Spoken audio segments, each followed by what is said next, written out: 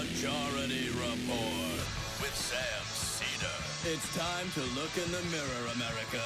Do you like what you see? I keep referring to Obama as the magic Negro. Do you like what you see now? Well, suck on this. It's just a mirror, America. Shared sacrifice by everybody. What could it do to you except reflect your image? I did nothing wrong at the Minneapolis airport. The Majority Report. Far more credible to me than PBS and Frontline. The Majority Report with Sam Seder. Ever get the feeling you've been cheated?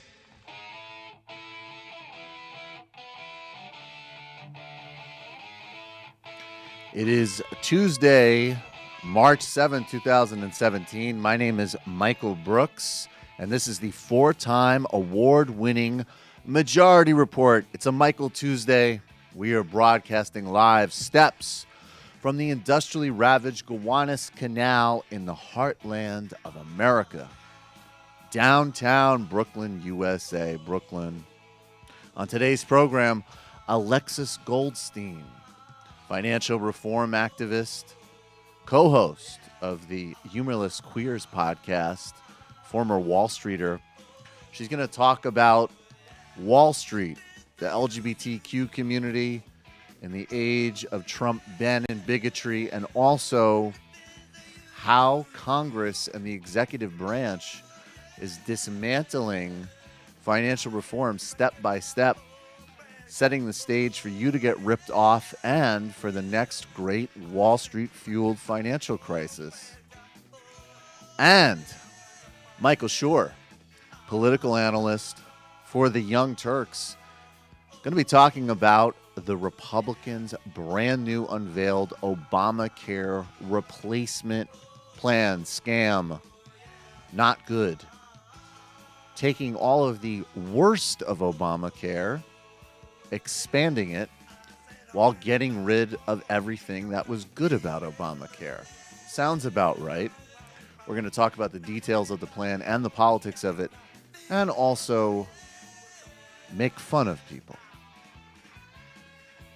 The new Muslim ban has been released, slightly revised. Iraq is off the list. The other 6 countries, Iran, Somalia, Yemen, Syria, still on. And the goal of cutting down refugees, still there. It's still a Muslim ban, but it has been rewritten to placate the courts somewhat. Still delusional and mean-spirited, and still fits with the racial plans of this administration. There's a fake news problem in Burundi, and that president handles it in a way that our president would certainly admire. Perhaps they're emulating each other. We'll get to that. And new revelations, possibly, involving Azerbaijan, a Trump hotel, and more never-ending drip of questions around this robber baron neo-Confederate administration. Nobody vetted this guy. Nobody vetted him. No one knew. Speaking of not vetting, are any of the Democratic leadership vetted ever? Just planning on sitting back and watching the disaster unfold and then getting elected and implementing a mediocre agenda and then getting ready for the next cycle of Republican disasters. But I'm getting ahead of myself. Just want to talk really briefly up top about this healthcare plan. We'll get into it more in depth with Michael Shure. But gets rid of the Medicaid expansion, transfers subsidies to tax credits, gets rid of the individual mandate, but seriously penalizes people for not continuing ongoing coverage, radically scales back subsidies, and basically is what you would expect from a Republican healthcare plan. It's another wealth transfer to the top percentiles, and it's, look, I guess nobody, Matt and I are fine with it. It's better for younger consumers. But here's how it could play out politically.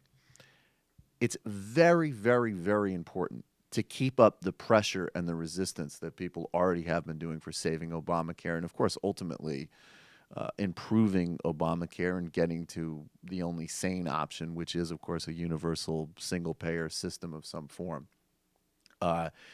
Because this could play out potentially the same way that the 2011 negotiations between Obama and the Republicans played out, in the sense that Obama made massive concessions on serious cuts to Social Security, Medicare, went out of his way.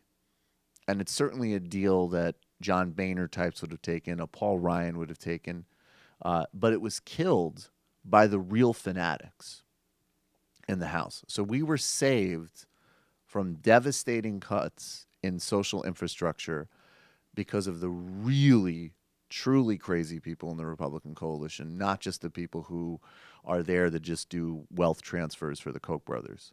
So Justin Amash, radical far-rightist from Michigan, he said, this is Obamacare 2.0. Rand Paul doesn't like it. Heritage Action has come out against it. If we can keep up the pressure, then on the other end of the spectrum, we have four senators, Republican senators, Portman, Caputo, Murkowski, and one other name I don't have in front of me, who have raised concerns about it from a more slightly sort of centrist perspective. So we need to keep heightening those contradictions. And of course, they're going to try to move on this as quickly as possible. They spent years talking about how Obamacare was this opaque, mysterious thing that was never properly debated, even though it took over the political process almost entirely for a year, healthcare reform. They want to move the two complementary bills out of committee, go to markup, and get this passed under the radar as quickly as possible, because they still recognize it's not going to be terribly popular to take away millions of people's health insurance. But there is an opportunity to ruin this, and there's still an opportunity to say to Trump, hey, you said everybody's covered. This definitely doesn't cover everybody. People are going to lose insurance. So there's a possibility here to kill it and heighten the Republican contradictions, and we'll get into more of it with Michael Shure. But I do want to talk briefly about Pro Flowers. Have you ever forgotten an anniversary? If you're not nodding yes, you're lying, Matt, the super producer. Anniversaries are hard to remember, man, even if you're not married. It's difficult. You know that people are hard to shop for. Whether it's an anniversary or a birthday, it can be very hard to find a great gift that doesn't cost a tremendous amount of money. Well, let me make it easy for you. Pro Flowers is the go-to for flowers. They're fresh, priced right, and are a perfect gift for literally anyone. And they get delivered right to the recipient, straight to the recipient's door. How easy is that? Pro Flowers bouquets are guaranteed fresh for 7 days or your money back. They have a 7-step quality check, which means the flowers are always awesome. Their website is easy to use. You can schedule your delivery ahead of time for any date you want and get back to your day. Pro Flowers is a no-brainer for a birthday, an anniversary, every occasion, or even for no occasion at all. Anytime you want to make someone feel special, they take care of all the details. I actually have a Pro Flowers recipient in mind right now, and I'm about to press send on it shortly. But it's an incredibly easy to use website, and everyone loves flowers, I actually think. And I can say this because she doesn't listen necessarily, but or this will be a test. Some are going to my mom. So we'll see whether I get a text of appreciation or radio silence. But it's an incredibly easy to use website, and I'm excited to send it to my mama. Do yourself a favor and help out our show by supporting Pro Flowers. I know you either have a birthday or anniversary coming up, so right now you can get $10 off of your purchase of $29 or more at Pro Flowers. But this deal definitely won't last long. This deal works on best-selling gifts like their 100 blooms bouquet or a dozen red roses or even their totally unique plant gifts. Just go to proflowers.com, enter code Seder, S-E-D-E-R, at checkout to get their special offer. And while you're treating people, you might take a look at Zeal. I know that Kelly got the Zeal massage. She loved it. If you love a good massage, you don't have the time, the energy, or go to a spa, check out Zeal. Because Zeal lets you book 5-star high-quality massages in the comfort of your own home. Kelly loved it. She still raves about her Zeal massage. Jealous that I didn't get it. Just go to Zeal, ZEEL.com, or download Zeal's app for iPhone or Android. Choose your preferred massage technique, time, location. Technique, time, and location, and Zeal will send you one of their 8,000 licensed pre-screened massage therapists in your door in as little as an hour. Schedule, booking, and payment are all fast and easy. Even tip is included. It's no wonder that the Wall Street Journal, the New York Times, Good Morning America are all raving about Zeal. So bring the spa to you and try Zeal today. You could have the best massage of your life with Zeal today. And to help you get started, Zeal is offering our listeners $25 off of your first massage when you enter promo code majority at checkout. That's ZEEL.com. Add promo code, click promo code at checkout. Use the code majority. Right now, go to Zeal.com, access Zeal via its iPhone or Android app, and enter promo code majority to get $25 off your first in-home on-demand massage. Those both sound great. We'll be right back with Alexis Goldstein on the Majority Report. This goes out to you. This goes out to you and you and you and you. This goes out to you. This goes out to you. This goes out to you and you and you. Your reign on the top was short like leprechauns as I crush so-called willies, thugs, and rapadons. Get in that quick fast like Ramadan. It's that rap phenomenon. Don Dada, Papa, you got to call me Francis M.H. White intake like toast, toe iron. Was told in shootout, stay low and keep firing. Keep extra clips for extra. Who's next to flip on that cat with that grip on rap? The most shady, Frankie baby. Ain't no telling where I may be. May see me in D.C. at Howard Homecoming with my man Capone drumming. Something you should know my stilo. Went from 10 G's for blow to 30 G's a show to I never seen before, so Jesus, get off the notorious before I squeeze and bust. If the beef between us, we can settle it with the chrome and metal I make it hot like a kettle get. You're delicate, you better get who sent you. You still pedal I got more rides, the great adventure. Biggie, How are you gonna do it? Do it. kick in the door, waving the 4-4. All you heard was Papa, don't hit me no more. Welcome back to the Majority Report. Joining us now is Alexis Goldstein. She is a senior policy analyst at Americans for Financial Reform and the co-host of the Humorless Queers podcast, which I think might be a little ironically named. Alexis, How are you doing?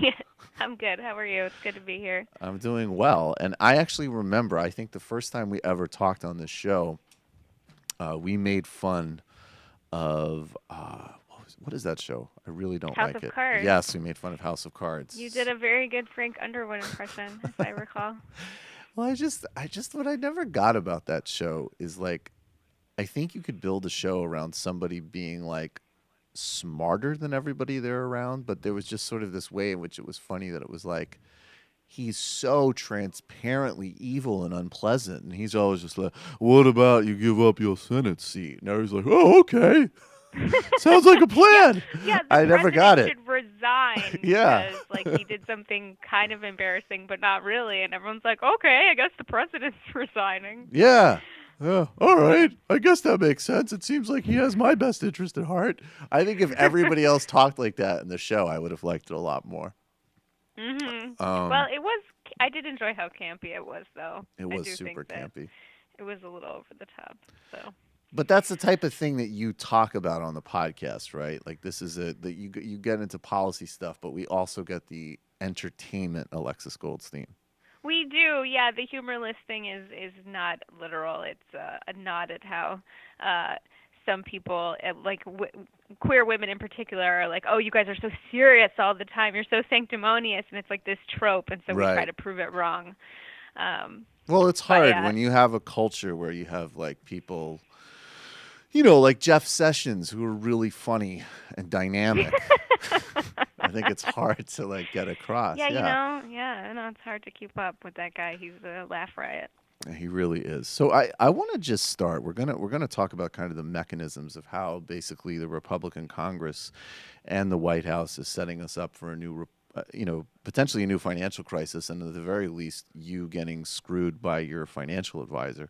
But this is an interesting thing that you wrote back in November for Medium, and it's I think this might bring up some ambivalent feelings in some members of the audience. But you made the point that Wall Street, at least before Trump, was obviously, great villains of the financial crisis, but they had sort of made some moves to at least make clear that they were opposed to homophobia, that they had some understanding of kind of social progress and inclusion in the society. And that was something that you kind of took from your time there that, you felt relatively positive about. And since that we've sort of entered the Trump-Bannon era, radio silence. Yep. So I spent 7 years on Wall Street in tech, and I'm a lesbian, and I was always a part of the LGBT associations at all of the different firms. Right. And I think Wall Street really likes to paint itself as being inclusive and diverse. If you go to any of their websites, there's always going to be like a career section, and if you click on that career section, there's going to be a section that says diversity and inclusion, and they're going to talk about how open they are and how important it is for them to have a diverse culture, and how they like to stand up for people no matter their, race, ethnicity, religious background, sexual orientation. And you can see that often even in their advertising. So like Wells Fargo a year or so ago had this ad with like these two lesbian moms who were adopting a deaf child, and they really like to sort of, if people are familiar with the term pink washing, kind of paint themselves as we're so gay friendly, we're so progressive. And then at the same time, they enact all these policies that are incredibly repressive to people who are economically vulnerable. And, LGBT people are often some of the most economically vulnerable. So it doesn't really make sense. But I was encouraged by some moves that I thought that they were finally trying to be a little bit better about that. And this came up in the context, if listeners are familiar with the law in North Carolina, HB2, which was this super anti-trans bill, and Bank of America actually spoke out against it. And Deutsche Bank actually said, we are not going to go to North Carolina. We plan to do 250 new jobs. We're not going to do it. And I was really shocked by that because usually Wall Street, they want to paint themselves as super progressive but don't actually do anything. So I guess I took that as, wow, maybe they're finally changing. Maybe they're finally growing a spine. So it stands to reason that Steve Bannon, who is this white nationalist who is against everything that you see on a Wall Street diversity and inclusion statement. And maybe, publicly so against it. Absolutely, he cites, this is Silicon Valley, but he cited, there are too many Asian CEOs in Silicon Valley as a prime political concern of his. Yep. Yeah. So I guess I looked at this very small example from what they did to oppose the HB2 law and was like, hey, I want to call on my former colleagues to grow a spine again and speak out against Steve Bannon. And I didn't really have any expectation that they would, and I don't think it'll shock anyone that they haven't. But it seemed an important thing to at least ask for, given this small amount of progress that I'd seen. But unfortunately, I think we've seen them, apart from a couple internal emails that were reported, after the very first Muslim ban, they've been silent, and it's been incredibly shameful. And I think it's come back to bite them. I think Wall Street really thought they could have it both ways, right? They could get their deregulation, but still get their, have their nice diversity and inclusion page. I don't know if you guys have covered it on the show, but there was a freeze right now on a certain kind of visa called an H-1B visa that Wall Street relies very, very heavily on. So in my mind, they played themselves, right? They thought Right. they could have it both ways, and now the Trump administration is coming for something that's actually going to impact their hiring. Yeah, so neoliberal wokeness is not working for Wall Street. I had this image of when you were talking about the ad with the lesbian couple adopting. I had this like an internal company like sort of communication about this couple like setting people up in accounts they didn't want, which of course happened all over Wells Right. Fargo. It's just like, this is how we're adopting our daughter. We're supporting her by setting up people's in fraudulent accounts, which sort of gets to the essence of it. But one area where they obviously do have a lot of spine is they're relentlessly committed to overturning what I think a lot of people understand as really, I mean, not insignificant. There are important parts of Dodd-Frank. There's the Consumer Financial Protection Agency, but certainly not any type of like radical, robust financial reform at all. They're committed to overturning it pretty much entirely. And, to set the stage for this, though, is that, even Trump, during some of these executive orders, is talking about kind of like unleashing American business. There's this notion that Wall Street, as this kind of strategically important part of the American financial sector, needs to be restored to full profitability. All this kind of like chest-beating talk. The trouble is that even in spite of these just really supposedly brutal regulations, Wall Street banks are more profitable than they've ever been. So we start with this kind of like performative contradiction in terms of their demand and freak out, and then the reality of their financials, which is that they got off incredibly easy the last several years. Yeah, I mean, I think I don't even know that I would argue that they got off. Well, I think they definitely got off easy compared to what we could have done. So, Yes. for example, like I was working at Merrill Lynch during the financial crisis, and we had been bought by Bank of America, right? Because Merrill Lynch was like about to go under, and people were like gearing themselves to be nationalized. Right. And I think people on Wall Street thought that that was more of an option than anyone in government ever did. So yes, compared to really probably what should have happened, aka like some of the banks should have been nationalized, they definitely got off easy. But there's certainly a lot of really important reforms that were put in place, and like contrary to what the bank CEOs will tell you, like smart regulation makes things better, and it makes things better for them too, because you're sort of like forcing them to do less risky things to make sure that they don't blow themselves up.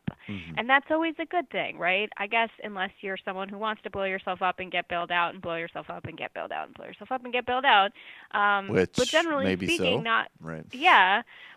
So if all you care about is your bonus, I guess Right. I could see how you would hate that. But for everybody else, it's a good thing to have some common sense regulations. But yeah, the banks have been thriving since Dodd-Frank, which is the big bill that was passed in the wake of the crisis. And it's not just the biggest banks, it's also community banks have been profitable too. So what they'll do is they'll come and they'll complain to people like Trump and Congress and say, oh, these regulations are killing us and we can't move the economy forward because we're just being strangled. And it's just really not true.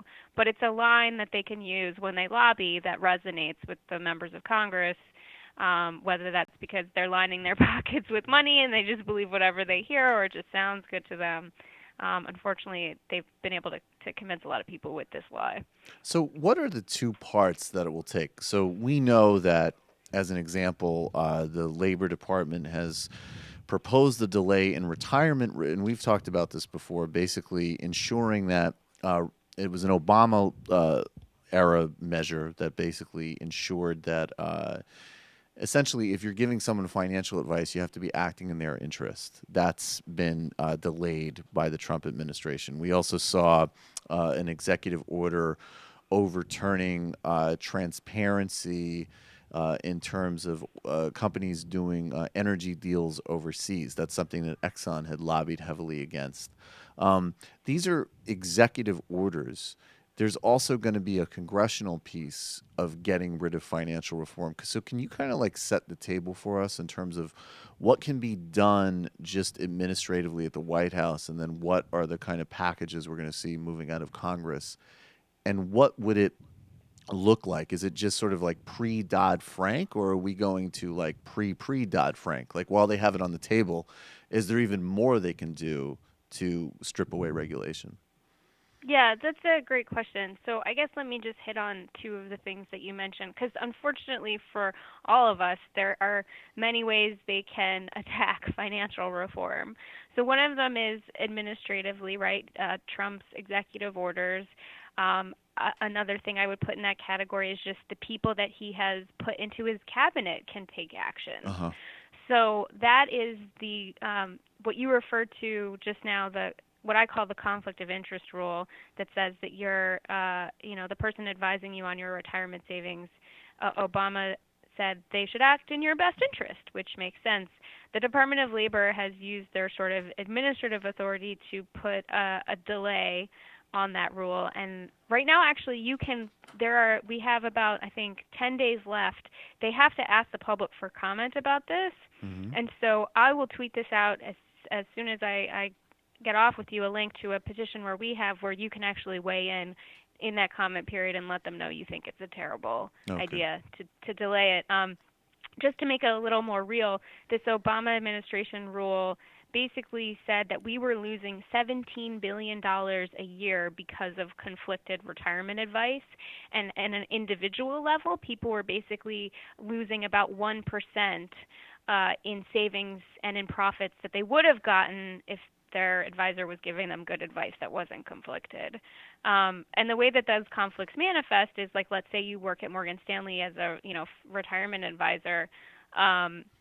You might be incentivized to pitch a particular product. And if you sign enough people up for this one product, they might give you a watch or like a trip on a cruise, or just straight up give you more money. And so they're going to pitch you the product that pays them more instead of the product that costs you less. Would you say it's analogous to the problem in the healthcare industry of like pharma reps, enticing doctors to promote pills?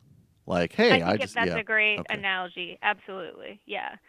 And you can think about, like, they tried to take some steps to address that, and like they used to be able to give doctors all kinds of freebies, and I know this because my dad was a physician, and we would come home with like Zen water fountains branded with like Prozac on the side, and like all of these like random gifts. I can see where you developed your unique sense of humor from. Yeah. So that's one way they can attack it, regulations. Another way they can attack it is through Congress, and believe it or not, going way back to when Newt Gingrich was still in Congress, as a part of the contract with America, they created this horrible new thing called the Congressional Review Act that basically says any new regulation, Congress has about 60 days to decide whether or not they want to undo that regulation. So all of these Obama regulations that were like finalized right before the election or right before the end of his term are now sort of open for Congress to decide whether or not they want to undo them. And that one that you mentioned that required that people disclose some level of transparency about like the bribes, essentially, right? Like, is Exxon being able to bribe people internationally in order to get deals done? That was an Obama era regulation that they used this procedure called the Congressional Review Act to undo. And there are a bunch of other regulations that people are really worried that the Republicans in Congress, and perhaps some Democrats may go along with it, going to undo everything from environmental regulations to financial regulations to anything you can imagine. I believe the coal stream one was also undone using that process. So that's a second way they can attack things. And the third way they can attack things is just by not enforcing the law. So I don't know if you guys covered Ben Carson's speech on the show or plan to. Well, I would recommend that you stay tuned after you're over, and you will certainly hear. I'll probably be talking like Ben Carson pretty much the entire second half of the show. Well, I feel like I should just not do work for the rest of the day and just listen to that. Sounds amazing. But anyway, so I think one could imagine that maybe Ben Carson would not enforce certain laws that the Department of Housing and Urban Development is committed to. DeFaro was the first person that enforced housing discrimination. I'm sorry. Yeah, I'm jumping right? the gun. Yeah, but go ahead. he's not the only example. Like, just Right. imagine a regulator. Right, the head of the EPA is now an anti-environmental, like pro-climate change person. Like, one could imagine that even if he doesn't undo the regulations, he could just direct people not to enforce them. Well, isn't that so stunning? that's sort of the third thing. Isn't that stunning, Alexis? Though that like those are, and I just want to kind of get your broad thoughts on that, because what's weird about that is that there are two kinds of picks. It seems like, though, like you have Ben Carson, Betsy DeVos. Let's destroy these departments through like this kind of fusion of rabid ideology, non-enforcement, and incompetence. But then people like Pruitt and people like Mnuchin and people like Wilbur Ross, environment, finance positions. I would say that those are people who are quite like, I think Pruitt is an EPA expert. I think he knows the agency very well and is quite savvy on this stuff and completely committed to undermining it and destroying it. And it seems like you see the same pattern when it comes to Treasury and Commerce and other areas overseeing the financial regulation. Yeah, I mean, and even DeVos, who clearly I think doesn't know much about education, has been hiring people that do know how to attack important rules. So, for example, she just hired someone named Taylor Hansen, who used to be a lobbyist for for-profit colleges who have been in a crisis up until the Trump administration because they were scamming students and getting sued for it and going bankrupt. And she just hired a former lobbyist for those colleges, so that's a very bad sign. So even if she doesn't really know much about that area, she's hired someone who's going to do, I hope not, but I'm worried is going to do very bad things. She knows how to staff up. So the last question I have to ask you, and this is always the sort of, this avalanche of terrible things, but where are the openings? What can be done? Is there, I think on healthcare as an example, ironically, this is another area as far as the Republican replacement of Obamacare, where there's actually the sort of the real extremists might end up killing the replacement bill because it doesn't go far enough. Is there any points with regards to overturning financial reform where there's any openings in the Republican coalition, or is this pretty much they're all on board to get rid of it? And, what can we do? I do think that there are pockets where people want things that are more extreme than they could feasibly get. But I think that, for me, the biggest point of leverage and pressure is asking questions in town halls and recording them, because I think that's where we're seeing movement in healthcare. And I think, not wanting a future financial crisis is a pretty universal bipartisan thing. And I think most of the time, Congress feels like they can get away with getting rid of these rules that protect our economy because they think people don't know about it or don't care about it or are bored by it. Right. And so I think our biggest point of leverage, and I saw some of them, like I was watching Rachel Maddow like 2 weeks ago, and somebody asked a question about Dodd-Frank. He was like, look, I was really hurt by the 2008 crisis. I don't want another one. And he asked Senator Grassley, like, are you going to protect the Consumer Bureau? And Grassley was kind of like, well, we won't destroy it, but we might defund it. And it was a terrible answer. But this is something that's very bipartisan. It's popular with Republicans and Democrats, right? Most people don't want to lose a bunch of money in a future crisis. Yeah. I don't think you see as much of that split that you're talking about with healthcare, but it definitely does exist. And I should just shout out, there is one Republican in the House who often votes with the Democrats to protect financial reform. He's a guy named Walter Jones. He's also guy from North Carolina. Yeah, and he's also the guy calling for an independent investigation, so it's not totally unheard of. But yeah, if you're in a red state, I would encourage you to pressure your representative as hard as you can. Maybe we can get another Walter Jones out there. He's not great on a lot of things, but he's pretty good at financial reform. He also had some reaction to the invasion of Iraq. He's an unusual guy, but he's still he's got a wide range of opinions. Yes. And I think I don't think he would be a fan of the Humorless Queers podcast. No, that would be part of the negative part of his opinions. He's definitely got some bad opinions. Yeah. Alexis Goldstein, I thank you so much for joining us. Humorless Queers podcast, Americans for Financial Reform. I appreciate all the work you do. Thank you so much. Thank you. Thank you for having me. Okay, bye-bye. All right, everyone. We're going to take a brief break. We'll be right back with Michael Shure. We're talking Obamacare. Listen to Bonjo and Archangel.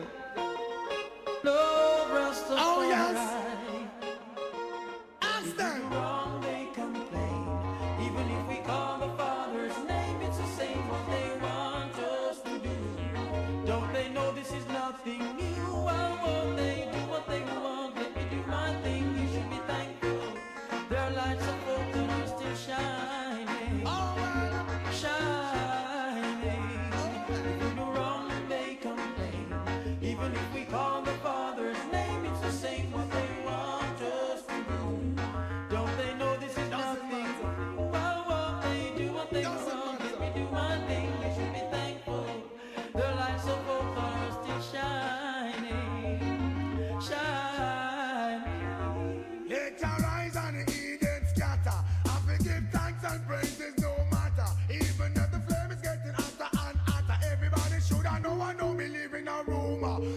when I rise and you sleep and slumber, no come here so fi bow with there so fi conquer. Strictly love while you envy your brother. No make them rearrange you in a different manner.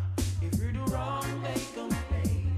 Even if we call the Father's name, it's the same what they want us to do. Don't they know this is nothing? Why won't they do what they want? Let me do my thing. You should be thankful. They're like some folks that are... Welcome back to the Majority Report. I'm Michael Brooks. Joining us now is Michael Shure of the Young Turks. He's former chief political correspondent for Al Jazeera America. Merhaba, Michael. Yeah, I was based there, right? Or wait, what is that? Was that a word that I was supposed to know? Yeah, it's just Arabic for hi. Yeah, well, I'm just pretending that I don't know it. I know. Because that was a different life, a different assignment. How are you? A different life and a different assignment. I like it. Yeah, a network that doesn't exist anymore. A network that was so crazy because I was on there a couple of times and it was this major, like, I mean, I know you obviously know it infinitely better than me, but it was like this real thing. It was like this massive operation with all of these people and all this stuff. And then it was just like, all right, that's a wrap. Yep. It couldn't have been more real. More money could not have been spent. More professional people could not have been there. They should have changed the name. Because I think the perception, for obvious reasons, was that Americans were going to watch that network, that people weren't going to come on with us. I mean, we got you, but that wasn't, in fairness, a great get. Coming out swinging. It's for early. A guy that can't even handle an interview with a couple of Boston shock jocks and convince them that he knows what he's talking about. True, that's a pretty you're getting really cocky there. But I went in on the defensive that time, so I figured if I start now, yeah, you got to come out swinging. It's tactically different. Yeah, but no.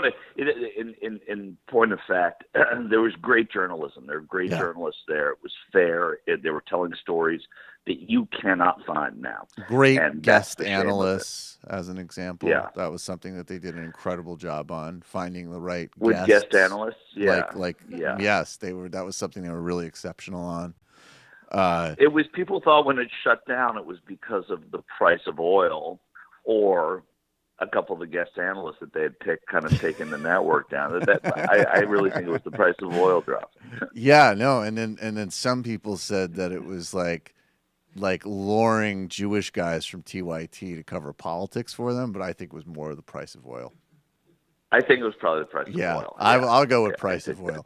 Actually, I think the last thing about this, though, in all sincerity, I think the really big problem was that the agreement they signed on their internet distribution, because for sure, the whole reason that there was an opening for Al Jazeera was because if you were interested, not just in the Middle East, but really in sophisticated coverage of anywhere in the quote-unquote South, and a place that was global but had a center of gravity that was a little bit more, in obviously Qatar or Abu Dhabi than just, London or Washington or New York, you streamed that and you watched it, and the coverage was incredible. So they built the kind of a very a sophisticated younger internet audience, and then they just went to the recesses of cable. And it could even just speak personally. I like them, but I wasn't going to hunt for it, or even have my TV on. No, it just wasn't the right and you're strategy. Like a lot of people. I mean,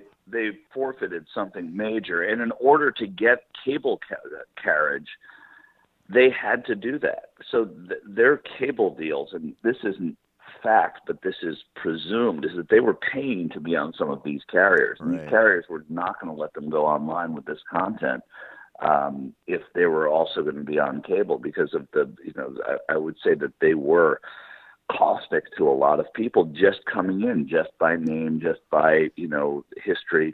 The Al Jazeera Arabic channel was problematic for some people, because there's three different channels: English, Arabic, and then there was America.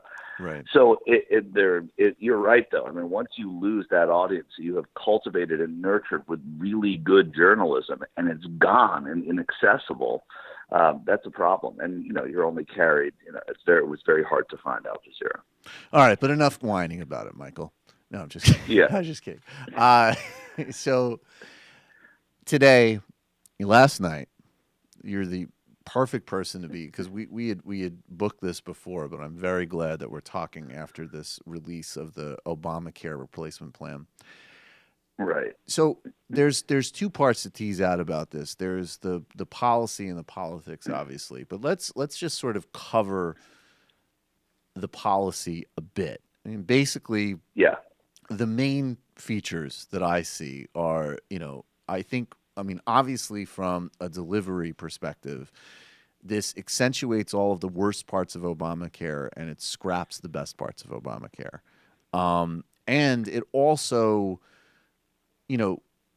positions a place where Obamacare, for all of its flaws, worked in very specific ways. There's an infrastructure to it, which isn't necessarily in place with this bill. But we're getting rid of subsidies, replacing them with tax credits. The subsidies or the tax credits are going to be far less generous. The taxes on corporations, upper-end individuals, and also like tanning salons, as an example, and other products like that, they're going to go away, right? Because they apparently, even though Boehner isn't there anymore, his old friends still want to look out for him.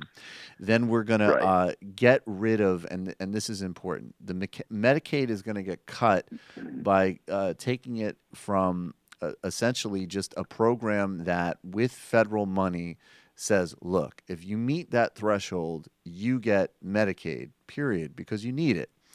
We're going to go to a block grant system, which just says to a state, this is your Medicaid money, no more, no less. If there's a massive economic catastrophe and 10,000 people lose health care, doesn't matter. Or it can matter, but you have to figure it out on your own. So this is the basic mechanics of it, and I just seems to me on a policy level that they have been spooked enough by the town hall meetings that they are not saying, just coming out with like a, what people like Rand Paul would like, which would be like just a paragraph long bill saying we're getting rid of all of this and read a Ayn Rand book and, take a run. Right. But at the same time, stealthily and slowly, millions of people are going to lose their health insurance, and I guess they're positioning it where this is somehow still the fault of Obamacare, not what they're literally proposing to do.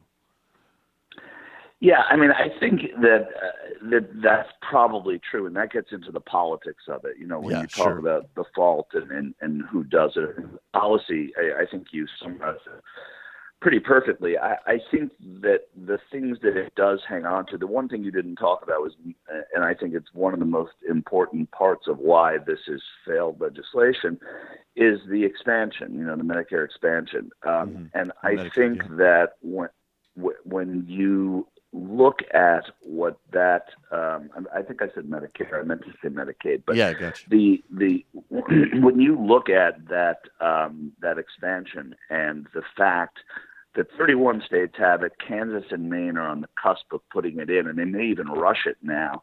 And there are states with Republican governors that are loath to see this change. You run into a part of the policy that works. I mean, I think it's not just about the policy that doesn't work, but the policy that does work. And you have Republican governors who are saying, whoa, don't touch this because this is working in my state. And I think that's why there's a little bit of DOA here. It doesn't behoove anyone to embrace it on policy if on politics it doesn't work. And I think that's what Republicans are going to run into. But with all, some of the sweeteners, I think a lot of what made Obamacare work was the way that the story was told. The pre-existing conditions argument was something that was very difficult for anyone to argue against except the insurance companies, and even their acolytes in Congress had a hard time going, against that. It preserves that in a sense. But then when you look at the policy, it's not really preserved, because if you are between jobs and you choose not to get coverage, when you come back in, even if you have that pre-existing condition, you're paying that 30% premium. And that's going to hurt you more because you're going to need it sooner than somebody who is healthy. Explain that, Michael. That's really important. I neglected to mention that part. So now, instead of the individual penalty, which is if you choose to not get health care, we're going to ding you in your tax bill. That's getting scrapped, right? We're getting rid of that. But what they can do now is hit you really hard for not having continuous coverage. Explain that. Yeah, exactly. So let's say you leave your job and you say, well, I'm feeling pretty well. There's nothing catastrophic happening. There's nothing even mild happening. I'm going to wait until I get a new job.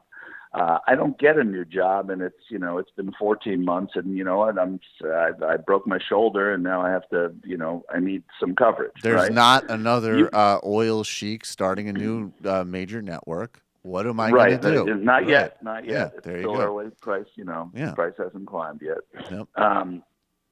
And so you're out of work, and but you do need some coverage. Well, you are paying a 30% premium on your first year's premium, which is a lot of money for a lot of people, and especially people with pre-existing conditions. So it's they're the ones that are going to need it more and be hit the hardest. And it's only for 1 year, but that fluctuates. I mean, what that rate is not set, and that puts people at a terrible disadvantage. And that's one of I would say, the hallmarks of this bill. Is that it does that. So they're not paying insurance. The insurance isn't being paid on people who choose not to go in. There's not even a tax bump to it. But if you want to join the market again, which you can do at any time, it's 30% more, and that's a lot of money. That's a lot of money. So then let's get to the politics of it. I sort of posited in the opening of the show, I think that this is still very tricky for them, and it should be said, first and foremost, people need to redouble their efforts to go to those town halls. That footage we played it when I was hosting last week of this older gentleman in Iowa saying to Chuck Grassley, like, you were the death panel guy. Well, I'd ask you to not vote to create the largest death panel in the country by repealing Obamacare. This is very effective stuff. And also, incidentally, that was some really great rhetoric. And true. Really best of all worlds, like pungent, earthy, and correct. Now, I think that so there's the pressure. I thought you were describing a Pinot Noir. Yeah, pungent, earthy, and correct. Yeah. But I think that so you keep up the pressure on Republicans at these town hall meetings, and then you have, I think, an analogous situation to 2011. When those awful at least I guess, from my left perspective, these ridiculous grand bargain negotiations were taking place. And Obama offered some stuff that to me is just truly inexcusable on Social Security and Medicare.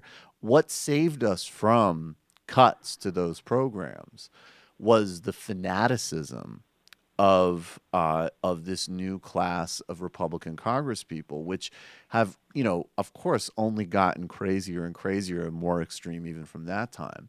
So when you look at Justin Amash saying this is Obamacare 2.0, Heritage Action says this doesn't go far enough, this is just Trump care, we need to get rid of it. It seems like, maybe that contradiction inside the Republican base could get split between, a handful of people that are like, wait a second, I'm a radical conservative, but I don't know, Medicaid expansion is working on my state. I don't want to get heat for that. Then you got the Paul Ryan kind of fat cats in the middle, and then you still have your, read Ayn Rand and take a jog people. Maybe that's not enough to, maybe you could push it out of the House, but it seems like you're going to die in the Senate. Yeah, I think it's going to die in the House, frankly. Oh, wow. I think that, I think when you hear these, the Freedom Caucus people, the extreme conservative right-wing people, you heard Dave Bratt, congressman from Virginia, yesterday saying this is ridiculous. How can we do this? We have a shot at this, and this is not the shot we should be taking, essentially. He's the guy who took out Eric Cantor. He is, right, yeah. Okay. And I have to say, he's a smart guy. Mm-hmm. He's a compelling guy. He's somebody who looks at this stuff, and I probably don't agree with him on very much at all. he's smart. And I think that when you hear the broken coalition that they have, I mean, this is forgetting, putting 2016 aside, going into that election, everybody thought, well, the Republican Party's in disarray because nobody gets along. You have a speaker that some people kind of acquiesce to but never really proffered. You have these extreme conservatives. You have the sort of older established and not establishment, but people who have been in the leadership there for a while. You have the Southern Coalition, and that's a broken coalition because they're all at odds. And when 17 people run for president from your party, that tells you something. Mm-hmm. And then they end up with this guy. So these are all the problems we knew the Republicans had before Donald Trump, and they're coming out in this legislation. It's very easy to explain away the devil you know when you are running for Congress. But if you come back and you say to your constituents, hey, I didn't vote for this because this was Obamacare light, and you start using those words, your voters will sympathize with you. They'll thank you for not voting for something that really was no different than what they want to get rid of or they think they want to get rid of. Why they think that is their own ridiculous problem because it's helping most of those people, most of those Trump voters. But actually, ironically, maybe not with these changes. I mean, what's funny about it is that this, and I don't want to let Obamacare entirely off the hook because I do think that, it certainly would have worked. It would have, the politics aside, policy-wise, it would work significantly more effectively with a public option. But what they're proposing now would bring all of the problems that they said Obamacare had to a way bigger extent because you would all of a sudden be like, okay, well, you're 60 years old and you make, 20 grand and you're in a rural state. Under Obamacare, you might have access to a very good subsidy. That's gone now. That's gone. But I do think, forgetting the problems of Obamacare for a second, because you have to for the politics of this. If you are dissecting why this is going to fail, it has nothing to do with the details of what did and didn't work about Obamacare. I agree with you. I think that I think that medical care and healthcare should be a birthright in this country, and I think that the public option is important and all of that. But I also I feel like I'm pretty practical about the reality of politics that you're never going to get everything you want at the beginning, and these were great strides. But that said, I totally agree with what you're saying. That if they see this as they do, and they want to dismantle something that is helping people, even despite its imperfections, that's a losing gambit. And I think a lot of these Republicans see that too. So and then let's get into the Trump equation. Now, obviously, he doesn't have any idea what he's talking about, and he is right. He doesn't understand that. Yeah, he doesn't understand, and I think, and it's clear. We were joking like he could just throw a dart. If the last person he talked to about healthcare before he made a decision was Bernie Sanders, look, we need to have national healthcare. Like he's all over the map. But I do think that healthcare is an area where, because of how high profile it is, and because of, for whatever reason, he has said so vociferously on so many occasions that everyone needs to be covered, there needs to be a national system. And I think if you're a Trump voter, frankly, and again, setting aside judgments about what you should have made the calculation, but if you were watching him during the campaign and you were actually trusting what he was saying, which is beyond me, it's completely understandable that you could actually think, oh, this guy's just campaigning on making Obamacare cheaper because he said everyone needs to have health care and I'm going to replace Obamacare with something better. It sounds great. So, again, he'll sign whatever's put in front of him. He doesn't care. He doesn't know the details. He's persuadable, and obviously, he's completely incompetent at his job, to say the least. But I do think that this is an area that if you started getting a lot of people tweeting at him, and his sense that between him and his base and his sense of his popularity that this bill isn't going to cut it, that could be the whole next thing that throws the whole thing into disarray when he tweets like, I don't really like what Paul put together. Sorry. Well, here's the other thing you have to remember. Yeah. you're 100% right. This is the guy. I mean, he has no real concept about what he wants other than he wants to dismantle Obama-like things. And I think that he still has a chip on his shoulder from Obama making fun of him at the White House Correspondents' Dinner. I would say so. I think, yeah. So I think it goes back to those kind of, petty things. But I do, look, he has Tom Price for a reason in his cabinet, because Tom Price was somebody who worked well with Paul Ryan, and they were kind of on the same budget and health committees. So for him to look at the Congress and say, I need the Congress, put this faith in Paul Ryan to do this, you can be really sure that he's going to go after Paul Ryan when this doesn't work, when they had a failed thing, if they just listened to Trump, if they just listened to me, if I had been able to write this. But no, Paul Ryan's a loser, sad. That's what you can forecast. And that's actually Trump at his best. He's the most talent he has is owning Republicans, ironically. Yeah, that's a good point. And I think though that he's going to have a hard time owning them as a majority in the House. If he is not able to at least let the Congress go in the direction that they want to go. And for all these conservatives and all these Club for Growth people, the Club for Growth came out today and opposed this legislation. So I just don't see how it's going to go anywhere. I think it's going to be a monumental failure.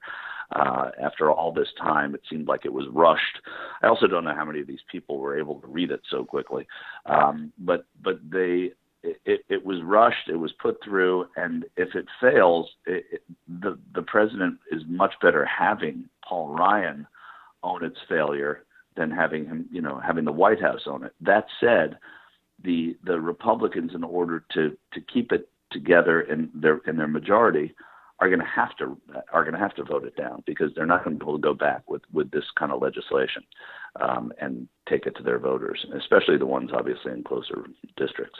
And then the window on this is not terribly long, because before we know it, we're going into midterms here, and it's the map is terrible for Democrats, but at the same time, this is obviously a really different situation. And do you all of a sudden want to be heading into midterms and just even Democrats, as totally incompetent as they are, I think should be able to know how to use an ad with a scumbag like Jason Chaffetz saying well, if you want your kid to have heart medicine, stop having an iPhone. I think anybody could put those ads together, even Democrats. Right. They probably could.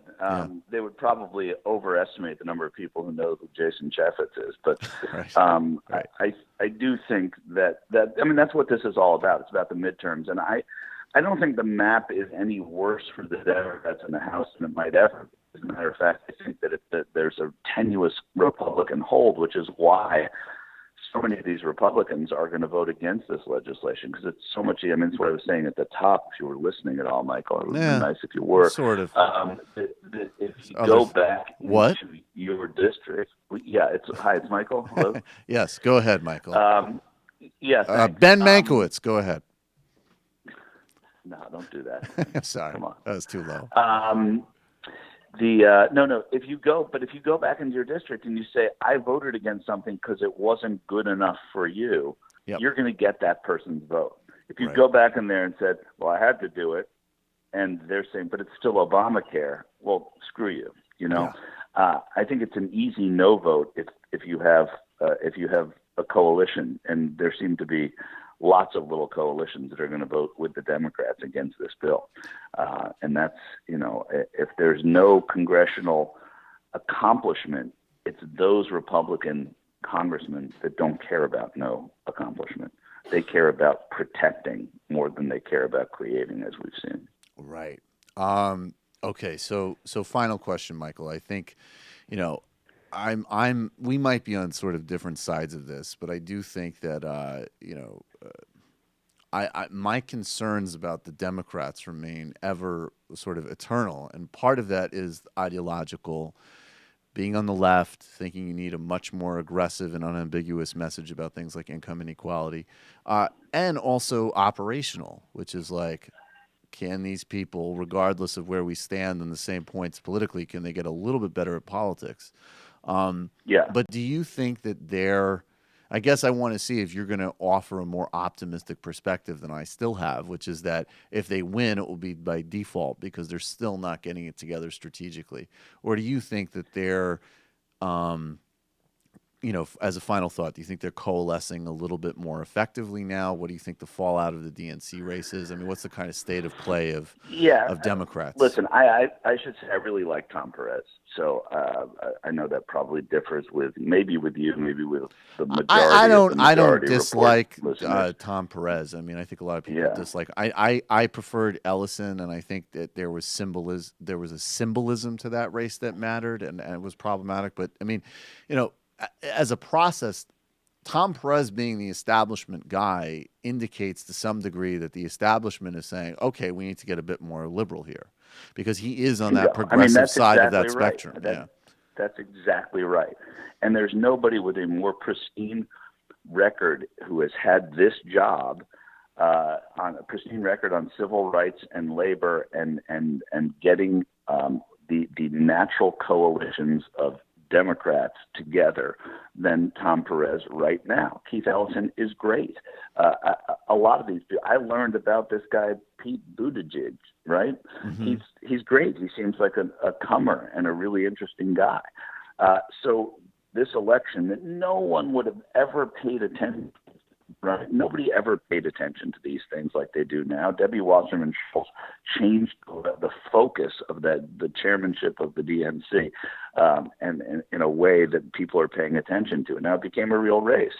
But these are all good people, and on balance. And the whole purity test thing is, I think, the thing that will kill Democrats again and again is this whole issue of purity. And listen, I'm happy to have people disagree with me because I disagree with them. I think the Democrats, if they get what they want, whether by default and by the fact that this is an incompetent president and this is a flustering House of Representatives, I think that's okay too. But I think they're getting their act together. I also don't think you're going to see, I think the way the Democrats who are there govern is different than the way the Republicans do. And if you start asking them to march in lockstep like Republicans, you're asking them to be everything you've criticized for so long.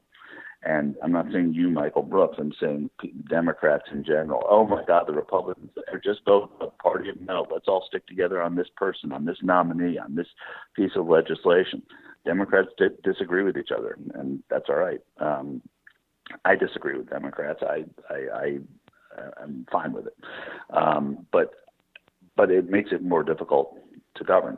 Yeah, I mean that's really the bottom line, right? Yeah, go ahead. Yeah, and that's problematic. I mean that's a lump you got to live with. But I think that for sure that Donald Trump will allow them to look at their party in a different way now. And like you alluded to earlier, the map is not great for Democrats in the Senate next time. So they have to rely on a little bit of default because they're going to be running in places that are typically difficult. And you can say, oh, just run the most liberal. Yes, that may work. But, losing by 8 and not 6 or 6 and not 8 is not what the Democrats need right now. They need the majorities. And in my opinion, I mean, it's all about the justices. It's all about the judiciary. And the Democrats fighting to get there, however they can get there, to get control of the Judiciary Committee. Well, Michael, this will be the first of many. We got a lot of stuff, obviously, that we need to keep talking about. I mean, my only final thought is I agree with you to an extent, though I think that as far as winning in more competitive places, like I don't think that economic populism and aggressiveness on those issues is the area, like that is the most persuadable area.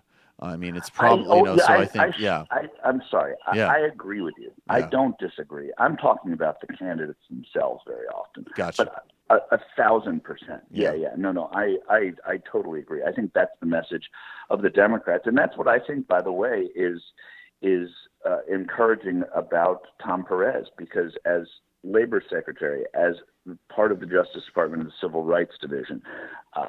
I think all these issues are the types of issues that he dealt with.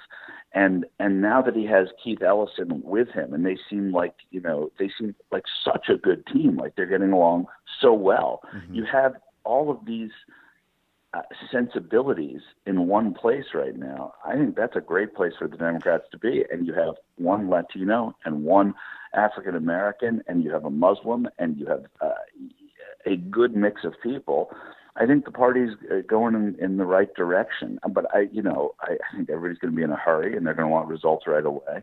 I think in order for things to change, Republicans in the Senate are going to have to change, and you'll get a handful of those in about, I keep saying, 9 to 15 months. That's when it's going to start. Yeah, we'll see. Hope springs eternal, and I also think Tom Perez, he had a specific emphasis on voting rights in the campaign, and that was the only area. I did prefer Ellison, but that was the only area the way Perez articulated it, because that's the voting rights is the sort of still a preeminent civil rights issue, and it's also essential for any hope of basically Democratic Party wins in the future. So he was right about that, and that's important. Michael Shure of the Young Turks, formerly of Al Jazeera, and in the future of many things, and many future conversations with me. I appreciate your time, man. I love it. I had a great time. This is the best that there is, so keep doing it. Appreciate it, man. Thanks so much. Take care. Right. I'll talk to you later. All right, yeah, bye-bye. Okay, everybody, we're going to go to the fun half. The IMs are on. Get to the phones in a second. Fresh Dope Boys dropped today. Subscribe to Two Dope Boys in a podcast. Write the Majority Report in iTunes review of justcoffee.coop, fair trade, tea, coffee, or chocolate. We've got your calls, we've got your IMs, and a bunch of sound, a lot to get to in the fun half. For everybody that's leaving us, see you tomorrow. For everyone else, see you on the fun half.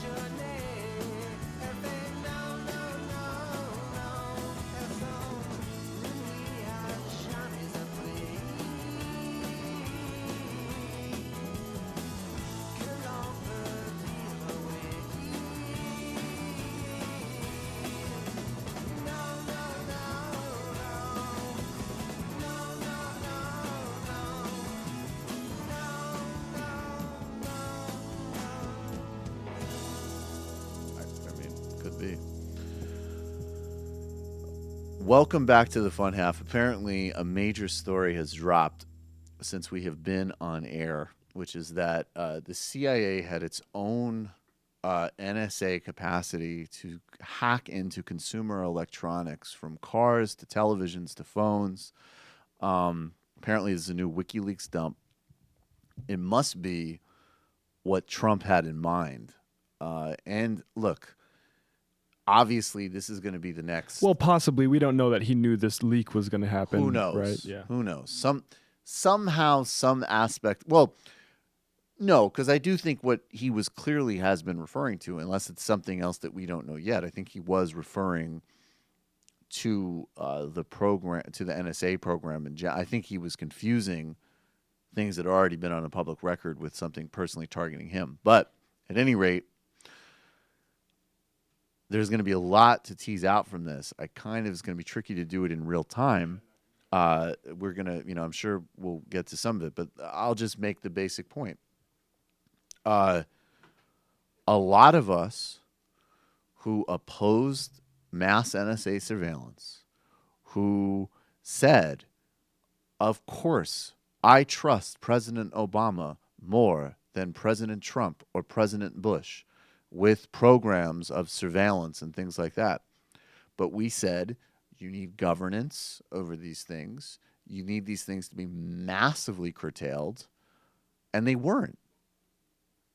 And there had always been implications, even when the NSA thing broke. I remember Representative, I believe it was Loretta Sanchez. She said at one point, this is the tip of the iceberg. If people knew what was fully going on, they would be absolutely shocked.